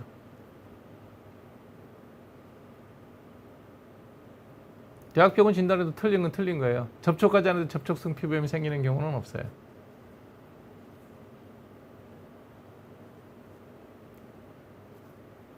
복점이나 아니고 저는 몰라요. 저는 점을 보진 않고 저는 미신을 믿지 않습니다. 사주팔자 안 믿고요. 관상 안 믿습니다. 그러니까 복점인지 아닌지 저는 모르죠. 피부가 거칠려고 가능해서 약을 발랐는데 그나지 건선 때문에 건선하고 이거 상관없어요. 건선하고 이거하고 상관없어요. 피부가 건조한 거는 날씨가 건조해지니까 그렇고요. 건성 피부염이 생기는 원인은 목욕 습관 때문에 그래요. 5분 이내 목욕 끝내고 손으로만 씻으세요. 5분 이내 샤워 끝내세요. 그리고 약 바르면 일주일이면 낫습니다. 제 아이콘은 109입니다. 109. 예. 그리 높지 않아요. 관자놀이가 검게 변했다고? 닐 흑비증, 예, 그럴 수 있어요. 뭐 화장품 때문에 생길 수도 있고 반복되는 습진 때문에 그럴 수도 있고. 닐 흑비증이라는 게 진단이 됐다 그러면 멜라논 크림 좀 발라보세요. 그 다음에 기본적인 원인이 되는 거는 화장품이거나 자극성 피부염이거나 지루성 피부염이나 뭐 이런 거 여러 가지가 있거든요. 원인은 피해야 됩니다.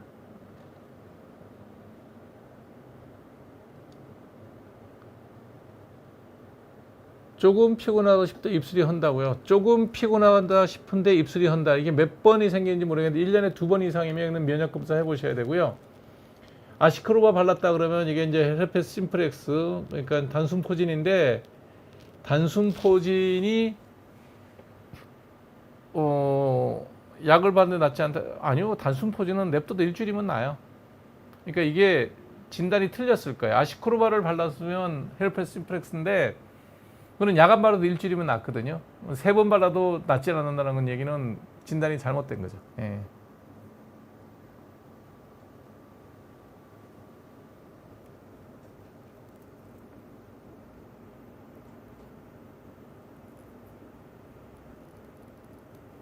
물광이요? 얼굴에서 물광 나는 사람이 어디 있어요? 개기름 많이 끼면 번들번들거리긴 하겠죠. 아니면 화장품을 좀 기름 끼는 걸 발랐거나. 예.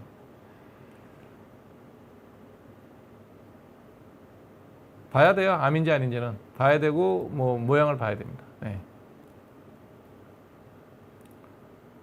병원 가서 검사하기가 번거로울 정도면 뭐 크게 걱정 안 하셔도 되니까 그냥 둬도 상관없죠. 네.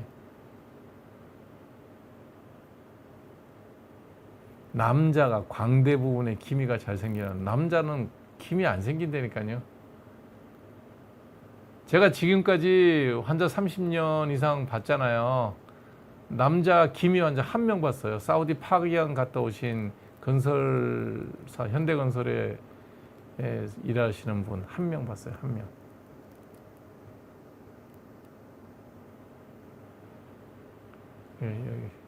그러니까 하하님이 어디에서 어떤 상황에서 생활하는지는 모르겠는데 저는 일상생활하는데 남자 얼굴에서 기미 생기는 경우는 아직 그분 한 분 외에는 없어요. SK님은 저기 성형외과 가서 도려내셔야 됩니다. 살을 뺐는데 불뚝 튀어나왔다. 치료 방법은 성형외과에서 수술하셔야 돼요. 예.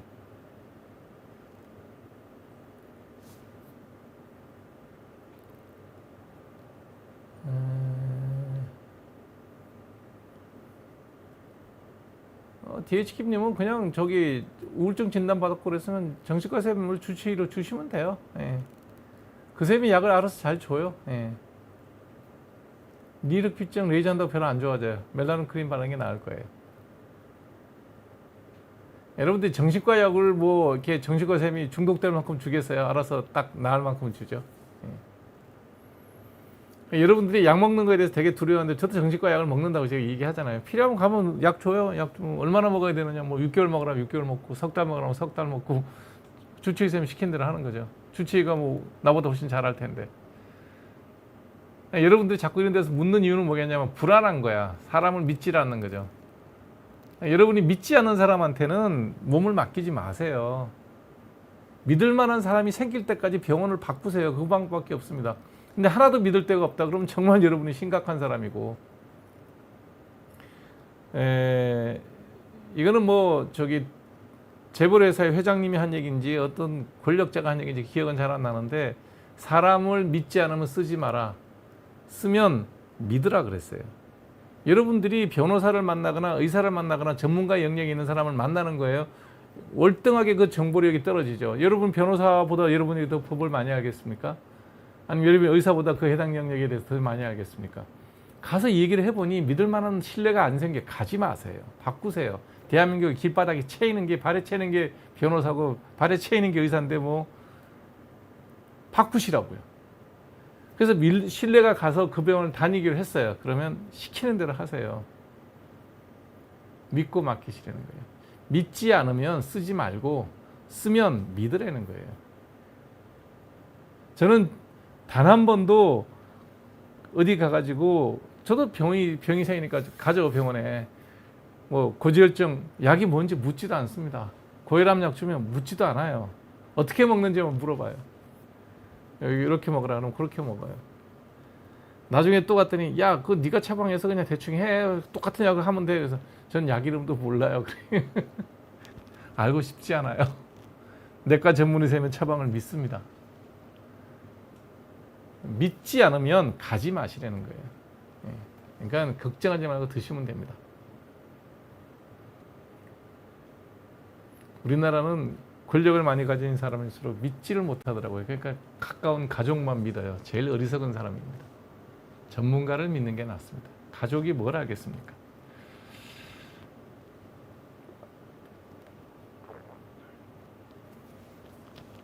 피부가 생기가 없고 어두워 보인다. 그건 뭐 피부과에서 해결할 수 있는 건 아니고요. 여드름이 가득하다. 약 먹고 약 바르시면 됩니다. 생기가 없고 어두컴컴한 건 피부병이 아니니까 그건 해결이 안 되고요. 여드름은 약 먹고 약 바르면 좋아집니다. 그것만 해도 얼굴이 되게 좋아 보일 겁니다.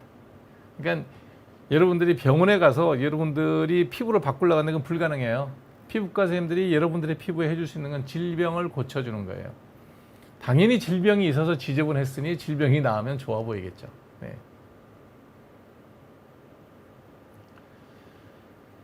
밤만 되면 붓기가 빠져서 피부도 엄청 생기가 있고 하얀데, 아침 되면 피부가 탄 것처럼 생기가 있고, 밤이 되면 피부가 제일 나쁘죠. 하루 종일 밖에서 고생하고 들어왔기 때문에 제일 안 좋고요. 아침에 푹 자고 일어나서 샤워하고 딱 했을 때 얼굴이 제일 좋죠. 여드름은 약 먹고 약 바르면 됩니다. 겨울철만 되면 주부습진이요. 물 건조해서 그래요. 건조해서. 너무 씻어서 그래요. 유리약 크림 바르세요. 살짝 어두운 피부에 뭔가 나오는데 뭐냐. 저도 모르죠. 봐야 알죠. 이게 무슨 얘기야? 최근 방송 출연 자주 하던 유명 정신과 전문의 형제의 병원 사고를 보면 불안하긴 할 듯요. 제가 이게 유명 정신과 전문의가 꼭 좋은 전문의는 아닙니다. 저도 뭐 얼굴은 팔리고 뭐 유명하겠죠, 나름. 그렇다고 제가 꼭 좋은 의사라고 얘기하지는 않아요. 그러니까 여러분들한테 좋은 의사는 사람마다 다 다른 거죠. 어떤 설렁탕집에 가면 좀 짠맛이 있어 좋아하는 사람이 있고, 어떤 설렁탕집 가면 섬섬해서 좋아하는 사람이 있잖아요. 사람마다 다 달라요. 유명하다고 나한테 다 맞는 게 아니라는 거죠. 그래서 병원을 갔을 때 내가 만성적인 질환으로 오래 다녀야 되는 병이다. 그러면 호스피탈 쇼핑, 우리나라에 뭐 5,200원 내면 진료 받잖아요. 돈이 없어서 진료를 못 받을 만큼 우리나라 진료비가 비싸지가 않지 않냐 이거예요. 의료보험료 5,200원이면 되잖아요. 물론 여러분이 17,610원, 12,610원은 우리가 뭐 더 받긴 하지만 그래 봐야 그것도 다 본전도 안 되는 돈이에요. 그러니까 정신과 입원하고 치료하려면 유명한 병원이라고 가지 마세요. 유명한 보니까 한 번은 가보셔도 되죠. 유명한데 나랑 잘 맞냐 안 맞냐가 문제지. 저는 짠 음식 싫어해요. 아무리 좋은 음식이라도 짠 건 싫어요. 안 먹어요. 그 사람이 잘못됐냐? 아니, 내 입맛이 잘못된 거지. 난 짠 거 싫어하니까. 병원도 똑같다는 거예요. 의사 많아요. 정신과 사람도 많고 피부과도 많고 내과도 많고 되게 많아요. 아주 뭐 강원도나 경상북도 생시골이 아니라면 병원 고를 수 있잖아요. 다니세요. 그래서 발품을 팔아서 내가 신뢰할 수 있는 사람을 찾으라는 거죠. 그냥 유명하다. 예, 방송에 자주 나온다. 그거 별거 아니에요. 예.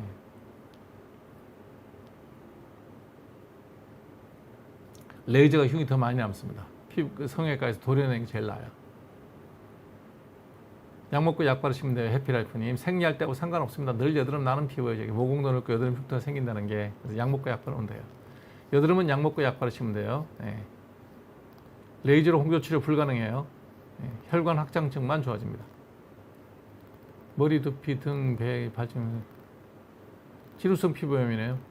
오늘 강의한 거네요. 머리, 귀, 등, 배, 발진 생기고 두피와 개선 진물 나오고 예, 지루성 피부염이죠. 약 바르시면 돼요. 예.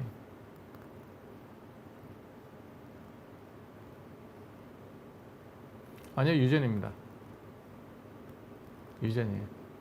공부 유전입니다.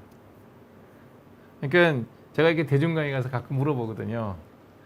그래서 이제 공부 잘하는 집단이 있어요. 공부 잘하는 집단들. 예를 들면 고위 공무원, 그다음에 뭐 의사 집단, 그다음에 뭐 금융업계에 있는 분들 집단 이런 데 가서 공부에 대해서 물어봐요. 물어보면 공부를 잘하는데 노력과 타고난 게 몇 대 몇 점 될 것 같냐 그러면 다 5대 5예요. 다 5대 5예요. 근데 그 사람들 똑같은 걸 물어봐요. 대개는 그런 사람들 체육을 잘 안 하거든요. 체육은 그랬더니 9대 1이라 그래요. 타고나는 게 9, 노력이 1이라는 거예요. 그러니까 자기가 못하는 거는 다 부모 탓이고 지가 잘한 건 다 내 노력이라 그래요. 공부가 체육보다 훨씬 더 비중이 높아요. 예. 단순하게 죽자고 공부해서 2, 3% 안에 지금 뭐 한두 달은 들어갈 수 있겠죠. 한두 달. 근데 3년 공부해서 뭐 대학 입시를 할 때 2, 3% 진입 쉽지 않을 거요. 2, 3% 진입한다 그러면 50만 명이 시험 보면 2, 3%면 어떻게 되나? 2%면 만등인가요? 만등? 예. 불가능합니다. 부모님 탓입니다. 부모님한테 감사하시면 됩니다. 예, 레이저로 연구 제목 가능합니다. 예. 어디든 새카만 틀은 다 연구 제목 가능해요. 예. 어린선은 가렵지는 않습니다. 어린선은 증상이 없어요. 그냥 모양이 흉하죠. 물고기 비늘 모양으로 모양이 흉하지. 예. 완치는 안 됩니다. 어린선은. 예. 그냥 이렇게 얼룩덜룩 보기는 이제 이렇게 물고기 비늘처럼 돼서 보기는 흉하니까요. 보습제 바르면 조금 모양은 나요. 소극성 속모증은 뭔가요? 무슨 말인지 모르겠어요. 예.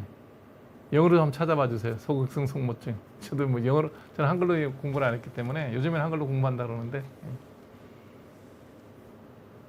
바세린 다 똑같습니다. 제 IQ 109라니까요. IQ는 100이면 이게 표준이에요. 109면 표준보다 좀 좋은 머리죠. 대단히 좋은 머리는 아닙니다. 트리코스에스피놀로자 아니요, 그냥 틀이 안 자라는 거예요. 그게 안에서 잡혀서 말려 들어가 있는 거죠. 그냥 빼면 됩니다. 지성하고 상관없습니다.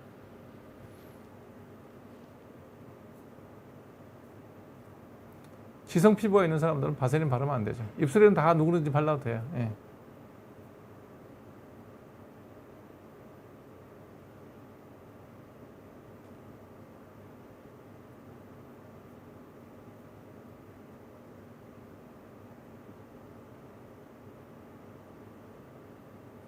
아, 멋져 보인다고요? 옷을 한번 사 입어서 그렇죠. 가을에 좀 어울리나요? 하도 와이프가 옷 안 입는다고 난리를 쳐서 하나 사 입었죠. 가을이라서. 예.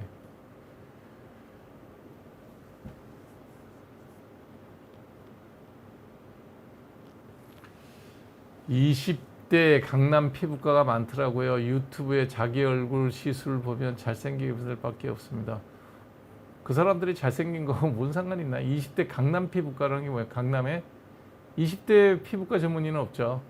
그냥 의사죠. 전문의 따면 여자도 30살인데 20대 피부과 전문의는 없어요.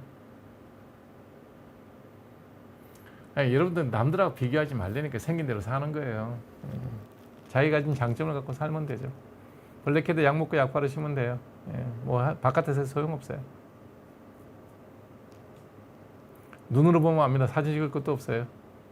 피부과 전문의는 보면 100m 밖에서도 다 알아요.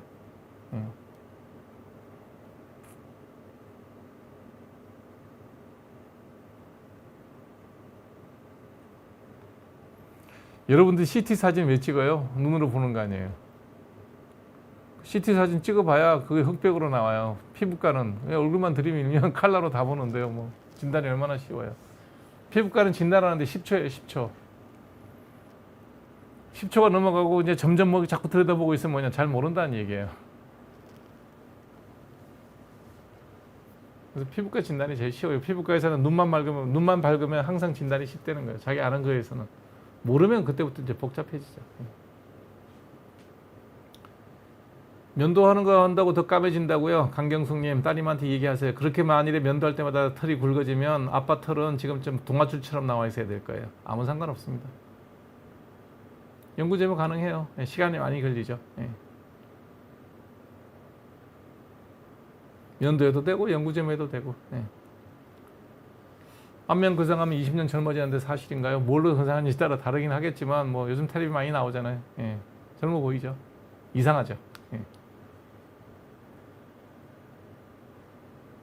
안면 거상하다가 사고 나면 돌아가시는 분도 있어요. 저는 성형에 대해서는 굉장히 부정적인 사람이에요. 가끔 제가 이제 우리 그 신동 원장님하고 성형에도 얘기하지만 항상 부정적으로 묻잖아요. 기능에 지장 없으면 그냥 살아라. 내 기분이. 기본적으로 제가 늘 말씀드리는 거예요. 특별한 일 아니면 그냥 사세요. 또 뭐 처진 거 다 땡기고 하면 젊어 보이긴 하겠지만 이상하지 않겠냐고. 나이가 60인데 나이가 60이면 60같이 보이는 게 맞지. 근데 좀 젊어 보여서 50대같이 보인다. 고마운 거죠. 그 정도면 되지. 나이 60 먹었는데 그 여자가 그 남자가 그게 뭐 40대로 보이면 이상한 사람이잖아요. 너무 씻어서 그래요. 홍영수님. 너무 씻어서 그러니까 보습제 바르시면 되고 씻지 마세요. 화장실 갈 때마다 손 씻는 거 정신병이에요. 화장실 갈 때 우리가 소변이 손에 묻는 건 냄새가 날 뿐이지 그렇게까지 비누에서 씻을 일이 없어요. 털고 휴지로 닦아도 돼요. 내 소변은 깨끗해요. 동안 유전입니다. 다 타고나요. 그래서 부모한테 감사할 일이 많죠. 좋은 거 받은 사람들은 고마운 거고 좀 안 좋은 거 물려받았으면 고치고 사는 거죠. 지금 홍림 프로가 지금 대한민국에 제일 잘 나가는 트로트 가수가 돼갖고 너무 스케줄이 많아. 야, 빨리 와서 연애하는 법 얘기 좀 얘기해달라 그러는데 너무 바빠요. 너무 바빠. 여러분들이 아마 성원을 되게 많이 해서 그런 것 같아요. 우리 저랑 같이 여기서 방송하고 난 다음에 정말 많이 유명해졌다 그러더라고요. 아마 구독자분들께서 많이 도와주신 것 같은데 조만간 어찌됐든 이해가 넘어가기 전에 제가 어떤 수술을 써서라도 연애하는 법에 최홍림 프로 모시고 한번 하겠습니다. 재밌죠? 유쾌한 친구입니다. 약 바르셔야 됩니다. 뱀다리가 아니고 지금 어린선이에요. 어린선. 완치 안 되고요. 유리약 크림 바르는 게 제일 좋습니다. 치료 똑같습니다. 지루성, 접촉성, 건성, 아토피성, 앞에 성이라고 붙는 거는 원인 얘기하는 거고요. 피부염은 결과예요. 그러니까 지루성, 피부염이든 아토피, 피부염이든 접촉성, 피부염이든 자극성, 피부염이든 뒤에 피부염이 진단명이에요. 앞에 붙은 거는 원인에 대한 설명이에요. 예방법이 다른 거죠. 지루성 피부염 일찍 짜야 돼. 접촉성 피부염 접촉하지 말아야 돼요. 금속 접촉성 피부염 금속이 닿으면 안 돼. 이런 거죠. 쓰는 약 다 똑같습니다. 스테로이드입니다. 치료 똑같습니다. 평소 피부가 하실 거 없어요. 그냥 잘 씻으세요. 잘 씻고 건강하게 살면 피부가 건강합니다. 우리 애들도 피부 좋아요. 유전인데요, 뭐. 뱀다리와 어린선 똑같은 얘기예요. 뱀의 비늘 모양이나 어린선이나 이름이 다른 거죠. 그런 거 없습니다. 질레트 면도기 쓰고 그냥 깨끗하게 물로 잘 헹구고 난 다음에 이렇게 올려놓으시면 돼요. 건조해주면 됩니다. 표창원 교수님 한번 모시려고 그러는데 날짜 잡혀 있을 거예요. 옛날 얘기도 좀 듣고 정치적인 얘기도 좀 하고 표창원 교수님도 정치하기는 너무 깔끔한 성격이죠. 성격이 너무 깔끔해서 못해요. 그리고 이렇게 선이 분명한 분들은 우리나라에서 정치하기 힘듭니다. 이게 엄지손가락 검은줄 생긴 분 꽤 병원에 많이 오는데요. 이거 걱정하지 마세요. 이게 손가락 끝에 여기 뭐라 그래야 되나, 손톱 뿌리 있는 부분에 점이 있는 거예요. 손톱 뿌리에 있는 점이 자라면 손톱으로 이렇게 이제 까맣게 갈색으로 자라나오거든요. 그래서 안 없어집니다. 없어지지는 않고 점으로 있는데, 치료는 손톱을 뽑고 그 자리에 있는 점을 레이저로 치지든 뭐 도려내든 이렇게 수술을 해서 다시 꼬매서 아물게 하면 손톱에 줄이 남죠. 흉이 남는 거예요, 손톱에. 그렇게 하고 회복이 되는데, 그럴 일은 아니라는 거죠. 그럼 언제 이걸 수술해야 되느냐? 여기 생겨 있는 손톱 뿌리에 생긴 점이 암으로 변하면, 암으로 변할 수 있죠. 점이니까. 암으로 대장에 용종이 있으면 암으로 변할 수 있잖아요. 확률이 되게 낮거든요. 그래서 한 2달이나 3달 간격으로 레귤러하게 똑같은 각도로 사진을 찍어요. 포토 팔로비라 그래요. 핸드폰이 있으니까 자기 핸드폰으로 찍어서 모양의 변화가 없다, 색깔의 변화가 없다, 그냥 갖고 사세요. 갑자기 넓어진다, 시커매진다, 빨간 줄이 뭐 첨가된다, 그러면 이제 변하는 거예요. 그때 수술하면 돼요. 자외선에 의한 피부 손상은 영구적인가 회복이 되나요? 영구적이에요. 자외선이 피부에 축적되는 거는 계속 저축이 돼요. 그러니까 햇빛을 많이 보면 피부 망가지죠. 여러분들 혹시 이제 저는 여행 가는 걸 싫어하는 사람이니까 번거롭고 귀찮아서 안 가는데, 동남아시아 쪽으로 여행을 가보시면 동남아시아에 있는 동년배 여러분들, 남성이면 남성, 여성이면 여성, 동년배, 나랑 같은 60대, 나랑 같은 50대를 보시면 우리보다 훨씬 늙어 보여요. 그 사람들이 경제력 형편이 떨어져서 그런 게 아니고 햇빛을 많이 봐서 그래요. 햇빛을 많이 봐서.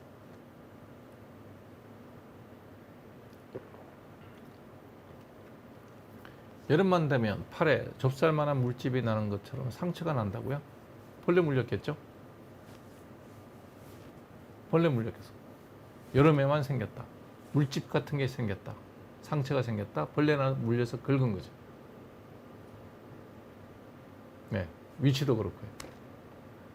무슨 벌레인지는 알 수는 없고요. 치료 약 바르면 됩니다. 긁지 말고 약 바르면 됩니다. 접촉성 피부염이든 지루성 피부염이든 온몸에 생기지 않아요. 지루성 피부염은 가슴 상방 부위에 피지 많이 나오는 부위만 생기거든요. 가슴 가운데 등, 그다음에 두피, 얼굴의 T존 부위. 접촉성 피부염은 닿은 데만 생겨요. 그러니까 지금 KMS님이 쭉 올린 글을 내가 대충 기억을 해봐도 진단이 틀렸을 가능성이 굉장히 높아 보인다. 네.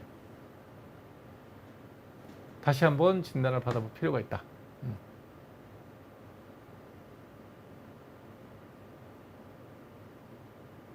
DH킴님은 삶을 사시면서 복잡한 일을 많이 겪으시는 모양인가 본데, 법정에서 진술할 기회가 있다고요?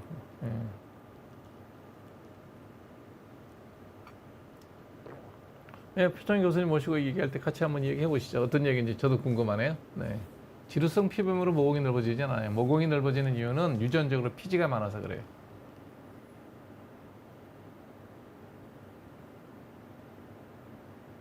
색깔이 변한다고 무좀에서 색깔 변하지 않아요. 네. 무좀 아닐 거예요. 무좀이 발가락에 생겨서 색깔이 변한다? 색깔 변할 일이 없어요. 무좀은. 네.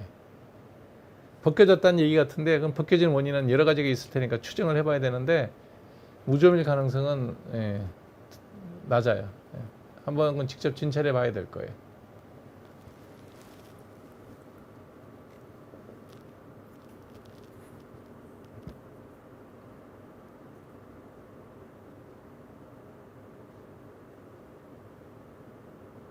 가려움증이 차이 없어요. 그냥 가려운 거는 다 똑같아요. 그래서 피부에 발진 없이 가렵다 그러면 그때부터 골치 아프죠. 이거는 전신질환일 수가 있으니까. 날씨가 추워진다고 딸기 코가 되지 않아요. 이제 기온 변화에 따라서 코끝이 빨개진다 그러면 의심해 봐야 되는 게 코 성형을 하신 분들 저런 경우 되게 많아요. 코에 콧날 세우는 성형하신 분들 있죠. 그러면 코에 이제 피부가 이렇게 당겼으니까 늘어났으니까 피부는 안 늘어나거든요. 이게 그 성형할 때 넣었던 이런 것들이 피부를 이렇게 늘어뜨리죠. 얇게 하잖아요. 그러면 겨울에 저런 경우를 제가 임상에서는 그렇게만 봤어요. 그냥 단순히 질병적인 요인으로 겨울에 코가 빨개지는 경우는 없죠. 왜냐 여름이면 더 심해지지. 딸기 코도 여름에 심해지고 여드름도 심해지고 지루성피부는 여름에 심해지거든요. 온도 변화로 저런 경우는 코 성형했던 분들, 지나치게 코를 많이 높여서 피부가 얇아진 분들, 그런 분들 좀 볼 수 있어요. 뭐 그런 경우는 치료법은 없어요.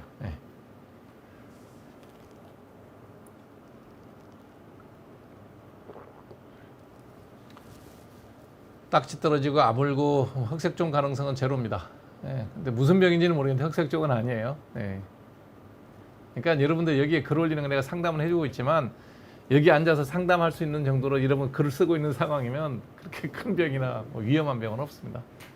여러분도 심각하지 않은 거죠. 몇 년 동안 반복되는데 병원에 안 갈 정도면 심각한 게 아니라는 거예요. 물어볼 필요도 없는 거죠.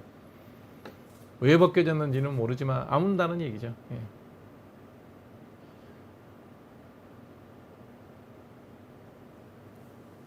곰팡이균으로 약을 먹고 연고도 바르는데 땀 안 나게 건조자시키라는데 디오드런트 발라갖고 될 일은 아니고요. 발바닥에 무좀 생겼다 그러면 잘 씻고 말린 다음에 약 바르면 돼요. 굳이 약 먹을 것도 없어요. 약을 먹는 이유는 이제 약을 바르는 것보다 편하니까 하나 꿀떡 삼키면 되니까 이제 그렇게 하는 건데 발라서 곧 나을 수 있는 병이면 바르는 게 낫죠. 약 먹는 것보다. 가급적이면 피부병을 고칠 때 제일 좋은 거는 발라서 고칠 수 있으면 바르시라는 거예요.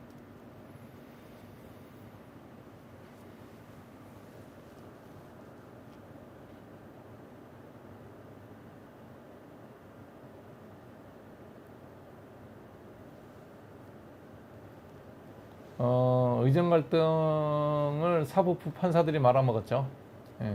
이거 웬만하면 판사들의 판결에 대해서는 대한민국의 민주주의의 마지막 최후의 보루기 때문에 이런 식의 이제 격한 표현은 잘 안 하는데 사실 이제 그 윤석열 정부에서 했던 그 고등교육법 위반이에요. 고등교육법이란 건 뭐냐면 대학교의 각 과별로 정원을 정하거나 이런 문제에 대해서 정할 때는 1년 10개월 전인가를 정하고 공고를 해야 됩니다. 그리고 공고한 다음에 이제 학과별 뭐 과별로 정원을 다 정하고 뭐 의대뿐만 아니라 다른 데도 다 매한가지입니다.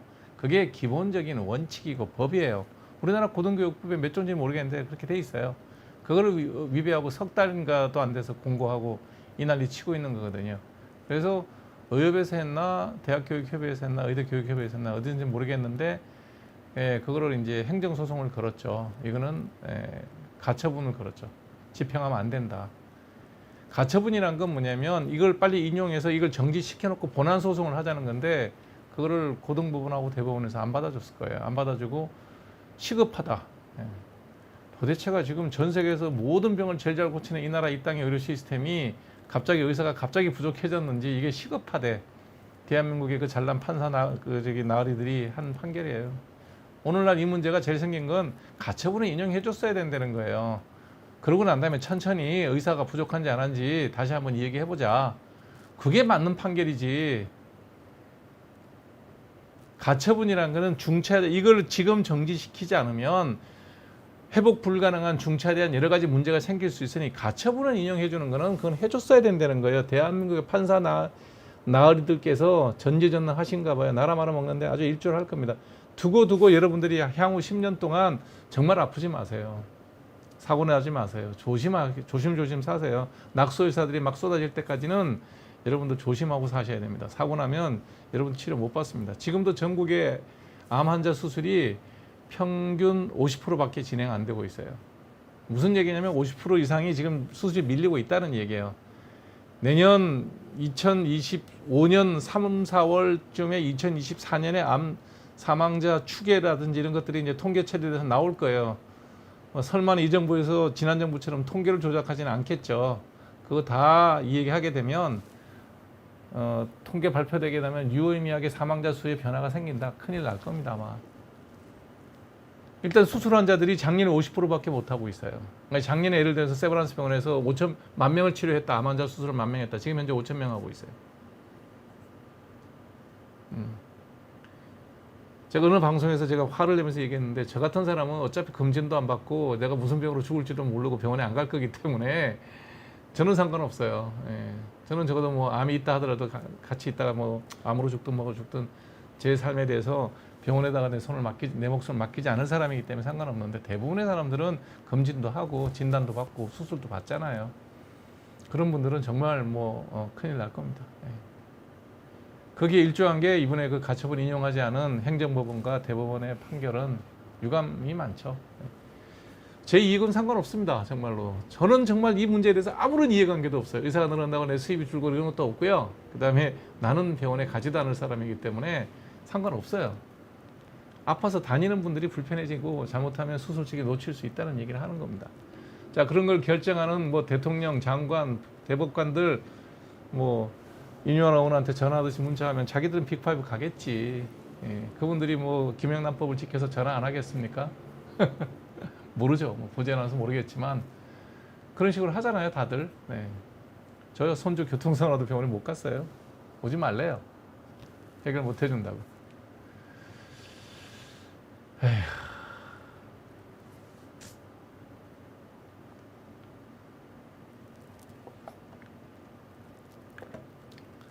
심부 볼 리프팅 저는 그런 것도 모릅니다. 관심도 없고 뭐가 효과가 있는지도 모르겠습니다. 무릎에 쇠를 박았다가 쇠를 빼기만 간단했는데 태어나자마자 수술한 자리에서 엄청 예뻐요. 쇠를 뺐는데 그런다고요? 다시 병원 가셔야 될 거예요. 이제 두 가지를 의심해 봐야 되는데 뺄 때 그 자리에 피부에 궤양이 생기면서 세균 들어가면 그렇게 주위가 텅텅 부어요. 이게 세균 들어가면 급한 일이에요. 세균 들어가면 빨리 가셔야 돼요. 그 다음에 세균이 들어가지 않아도 금속에 대한 알레르기가 생기면 그 중에 또 발진 생기는 경우도 있어요. 아니면 소독하는 과정 중에서 알레르기 생기는 경우도 있어요. 그러면 급하지는 않아요.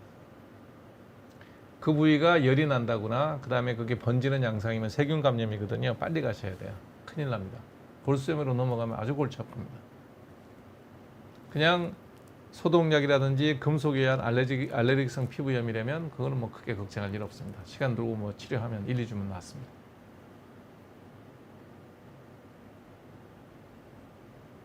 빨간 흉터는 다 빠집니다. 외상으로 인한 정강이 부분의 흉터, 빨간색은 다 없어지는데 그게 희게 되거나 갈색으로 변할 겁니다. 그러니까 흉터 자체는 남지만 빨간색은 좋아져요. 발등과 발등과 발목 사이에 딱지가 생긴다고요? 딱지 생기는데 습진약 바르고 나을 수가 있나요? 말이 안 되죠. 습진이라는데 습진약 바르면 안 낫죠. 딱지가 생겼다 그러면 습진이 아니에요. 외상이거나 그렇죠. 연예인 중에서 가장 피부 좋은 분이요. 저보다 좋은 사람 본 적은 없어요. 다 비슷비슷해요. 다 분장빨이고 조명빨이에요. 여러분들이 연예인에 대해서 환상을 갖고 있는데요. 보통 사람하고 똑같아요. 다만 얼굴 사이즈가 좀 작고요. 크면 화면이 이상하게 나오니까. 얼굴 사이즈가 좀 작고 그 다음에 이제 연기력이 좋죠. 우리하고 똑같습니다. 다만 이제 우리보다 감성적이라서 공감 능력이 뛰어나고 그런 거에 약간 차이가 있지. 피부 비슷해요. 그래서 연예인들은 자기의 외모가 자기의 그 중요한 자산이에요. 그래서 보기 흉한 모습을 안 보이려고 애를 쓰죠. 저 같은 경우는 방송할 때 그냥 민낯으로 다니잖아요. 저는 누가 방송할 때 칠해주면 칠하지 분장을 하지 제 손으로 해보는 적이 없어요. 저는 연예인이 아니니까 있는 모습이 어떻게 나가든 아무 상관이 없는 거고 그분들은 외모가 비춰지는 모습이 화면에 비춰지는 모습이 자기의 중요한 자산이에요. 그래서 열심히 화장을 하죠. 요즘에는 어떤 정치인도 맨날 화장 안 하면 카메라 앞에 안 서는데 그 꼴 보고 있으면 되게 보고 있으면 웃겨요. 우리가 정치인을 뽑을 때 외모 보고 뽑는다 그러면 한심한 일 아니에요. 그 사람 머릿속에 어떤 컨텐츠가 들어있고 어떤 말을 하고 어떻게 생각하고 나라에 대한 생각이 어떤지 이걸 봐야 되는데 다 연예인이야. 그래서 피부 다 우리하고 비슷하다 이렇게 보시면 됩니다. 여드름 나고 다 나고 뭐 기미 있고 잡티 있고 머리도 빠지고 다 똑같아. 나이 들면 비슷비슷해요. 별 차이 없습니다. 7살 아이 손가락 발가락 벗겨진 게 아토피예요. 아토피. 여기 엄지발가락, 새끼발가락, 발뒤꿈치 이런 데 벗겨지거든요. 보습제 바르면 되고 심하면 스테로이드 좀 쓰면 돼요. 그냥 두셔도 돼요. 벌레 물린 거는. 예. 제가 얘기했잖아요. 내 손주가 교통사고 났는데 못 갔다고. 내 둘째 손주 찢어졌는데 못 갔다고. 시력 얼마인지 몰라요. 검사한 지 오래됐어요. 고정대로 안경 쓰고 있으니까 관심도 없고 안과 가서 써줘요. 이렇게 메티옵터라고 써주면 그냥 안경장 가서 그대로 처방받아 쓰는 거죠. 관심 없어요. 보이면 돼요.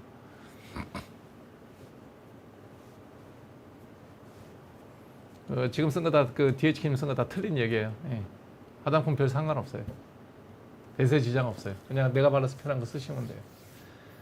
이런저런 얘기를 많이 하는 이유가 뭐냐면 다 물건 팔아먹는 사람들이 하는 얘기예요. 그놈이에요. 아무것도 안 발라도 되는 사람 안 발라도 되고 발라서 좋으면 그거 바르면 되고 발라서 불편하면 안 바르면 돼요.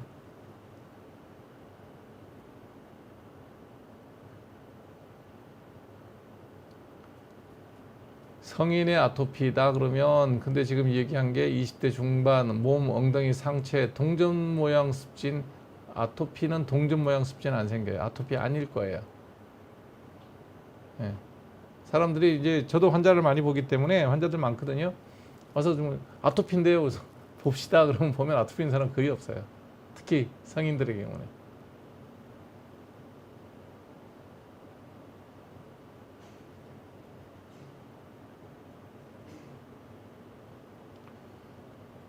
동전 모양으로 생기는 습진은 아토피하고 별 연관 없어요. 당원 모집하는 거는 뭐 정치에 연관 당연한 거죠. 예. 어느 당인지 모르겠지만 프레카드 걸어놓고 정당 당원 모집하는 건 당연한 거고 여러분이 관심이 있는 사람이면 정당 활동하는 건 좋죠.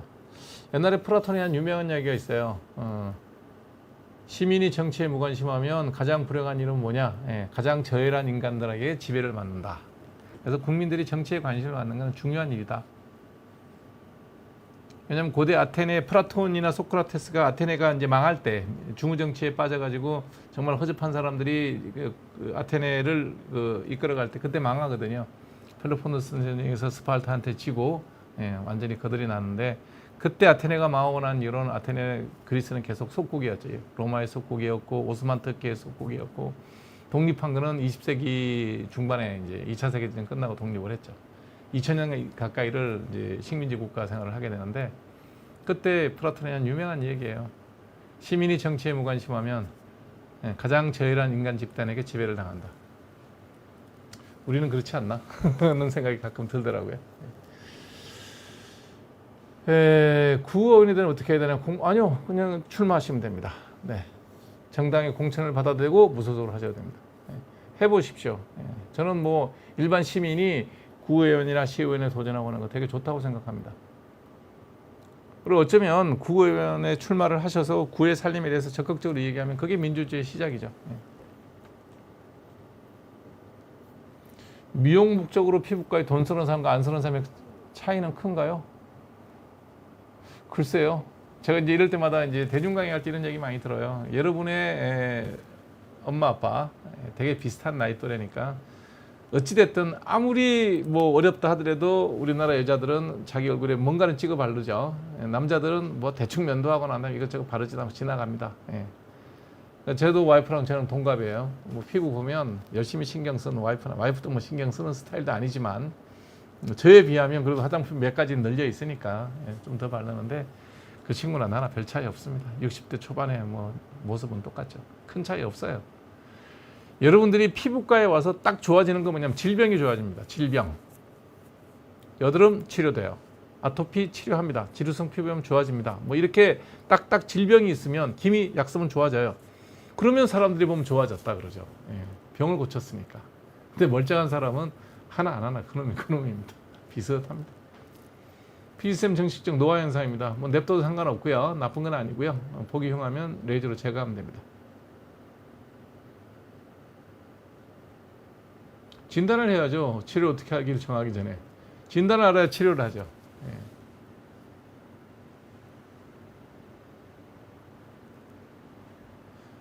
예. SS림 같은 경우는 좀 문제가 뭐냐면 진단이 정확하면 예방법을 가르쳐 줄 수가 있어요. 저는 지금 이제 진단을 못하죠. 예. 동전 모양이라는 말에 내가 아토피는 아닐 거다라고 얘기한 거예요. 아토피는 절대 둥근 모양으로 안 생깁니다. 그래서 이제 둥근 모양으로 생길 수 있는 여러 가지 질환들을 의심을 해봐야 되는데 뭐 스테로이드가 답일 수는 있어요. 예방하는 방법은 다 다르거든요. 아까 얘기했죠. 지루성 피부염은 일찍 짜야 돼요. 그 다음에 접촉성 피부염은 접촉을 피해야 돼. 그러니까 무슨 성 하는 거 그 앞에 원인을 알아야 된다는 거죠. 원인을 모르면 예방할 수가 없죠. 진단을 정확하게 하면 예방법도 가르쳐 드릴 수 있어요. 얼굴에 피부 건조증이 생기는 경우 없습니다. 얼굴에는 피부 건조증이 안 생깁니다. 얼굴에는 지루성 피부염일 겁니다. 저 앞에 서반부에 강의한 거 있으니까 2부에 강의한 거 보세요. 네.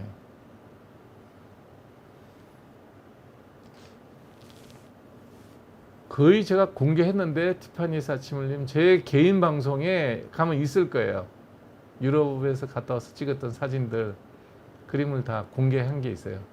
보시면 됩니다. 약 바르시면 됩니다. 조선아님 미백 연고 멜라논 크림 꾸준히 쓰시면 뭐 색깔 거의 가릴 수 있어요. 그럼요. 동네 슈퍼 주인 아저씨가 구의에 의장을 하면 구살림은 잘 하시겠죠. 내용은 잘 아니까. 정치라는 게 그런 거예요. 그 공동체, 구의 공동체의 공동의 이익을 위해서 열심히 하는 그게 이제 제일 중요한 거죠.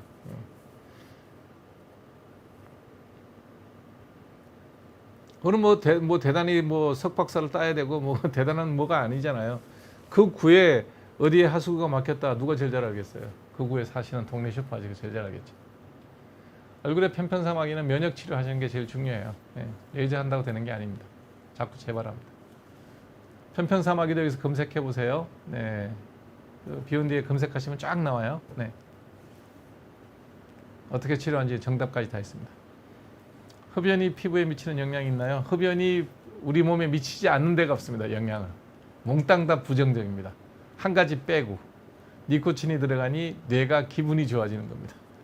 그거 외에는 싹 다 모두 부정적입니다. 피부의 혈액순환에 방해가 되죠. 그러니까 해로운 거는 안 하고 사는 게 좋습니다. 여러분이 건강하게 살 수 있는 방법 좋은 거는 하고 살고 나쁜 건 피하는 겁니다. 잠은 푹 자야 됩니다. 음식은 골고루 먹어야 됩니다. 운동 하루에 1시간씩 꼬박꼬박 하는 게 좋습니다. 담배 끊는 게 좋습니다. 술은 적당히 마시는 게 좋습니다. 다 알아요, 여러분들. 아는데 왜 안 되느냐? 행동으로 못 옮기는 거죠. 그래서 학습하는 겁니다. 학이라는 게 뭐예요? 배우는 거죠. 습은 익히는 거예요. 배우고 익혀야 되는데 배우기만 해요, 여러분들은. 배우기만 하면 아무 소용이 없죠. 머릿속에 정보는 많아요. 아무것도 안 해. 뭔 소용이 있어요. 한 달 전에 끊으면 됩니다. 이소틴은. 장기 복용이나 10년을 먹어도 약 끊고 한 달 지나면 됩니다. 강경숙님 옛날 얘기를 모르시는구나. 옛날엔 교사 월급 많지 않았어요. 그리고 그걸 10명이 나눠 먹는다고 생각해보세요. 뭔 돈이 있겠어요. 남은 살림에 별 관심 가질 필요 없고요. 지금은 교사 월급이 많이 좋아졌죠. 옛날에는 교사 월급 몇 푼 되지도 않았어요. 비립 좀 그냥 두시면 됩니다. 나중에 시간 나면 그때 와서 병원에 가서 빼면 돼요. 피부과 가면 레이저만 하라 그런 건 돈만 버는 거죠, 그게. 그러니까 돈만 버는 거예요, 돈만. 저는 아주 표준적인 중성이에요. 아무 문제 없이 살죠, 그래서. 부모님한테 감사하죠, 늘. 여러분 병원 갔을 때 비보험 진료만 잔뜩 얘기하는 병원은 그냥 나오세요. 원칙대로 치료하는 병원이 아니에요. 제가 의사들도 지금 내가 의대 정원 반대하고 그러는데 왜 반대하느냐? 지금도 의사가 많아서 비양심적인 진료를 해야 밥을 먹고 산단 말이에요. 환자한테 원칙적으로 약 먹고 약 바르면 됩니다는 얘기해서는 5,200원 벌어요. 12,000 몇 번 더 받아서 해봐야 17,610원이에요. 그거 다 차곡차곡 모아봐야 애들 월급 주고 임대료 내고 나면 남는 것도 없어요. 그러니까 그런 잘못된 수가 체제 하에서 뭔가를 벌기 위해서는 자꾸 이제 비싼 거를 권하게 되는 거죠. 의사가 더 늘어나면 비보험을 얘기하는 의사가 더 늘어날 겁니다. 저처럼 약 먹고 약 바르는 의사가 늘어나는 게 아니라는 거예요. 어리석은 사람들이 정치하면 그렇다는 거예요. 그 문제는 그렇게 해서 고쳐질 문제가 아니라는 거예요. 그리고 가끔 제가 이런 돈 얘기를 하면 의사가 돈만 한다. 의사도 돈을 아는 게 정상입니다. 돈을 모르는 사람이 정치를 하고 돈을 모르는 사람이 치료를 하면 바가지도 씌우고 거짓말도 하고 그러는 거예요. 돈은 피같이 중요한 겁니다. 돈을 우습게 하는 사람들이 제일 나쁜 사람들입니다. 자본주의 국가에서 돈 없이 사는 사람 없고요. 특히 큰 권력을 갖고 국가를 운영하는 사람들은 항상 돈 문제에 신경 써야 됩니다. 박정희 대통령은 평생을 돈으로 고민한 사람이에요. 이 없는 나라에 돈을 어떻게 벌어올 건지를 평생을 고민하신 분이에요. 돈을 우습게 한다고요?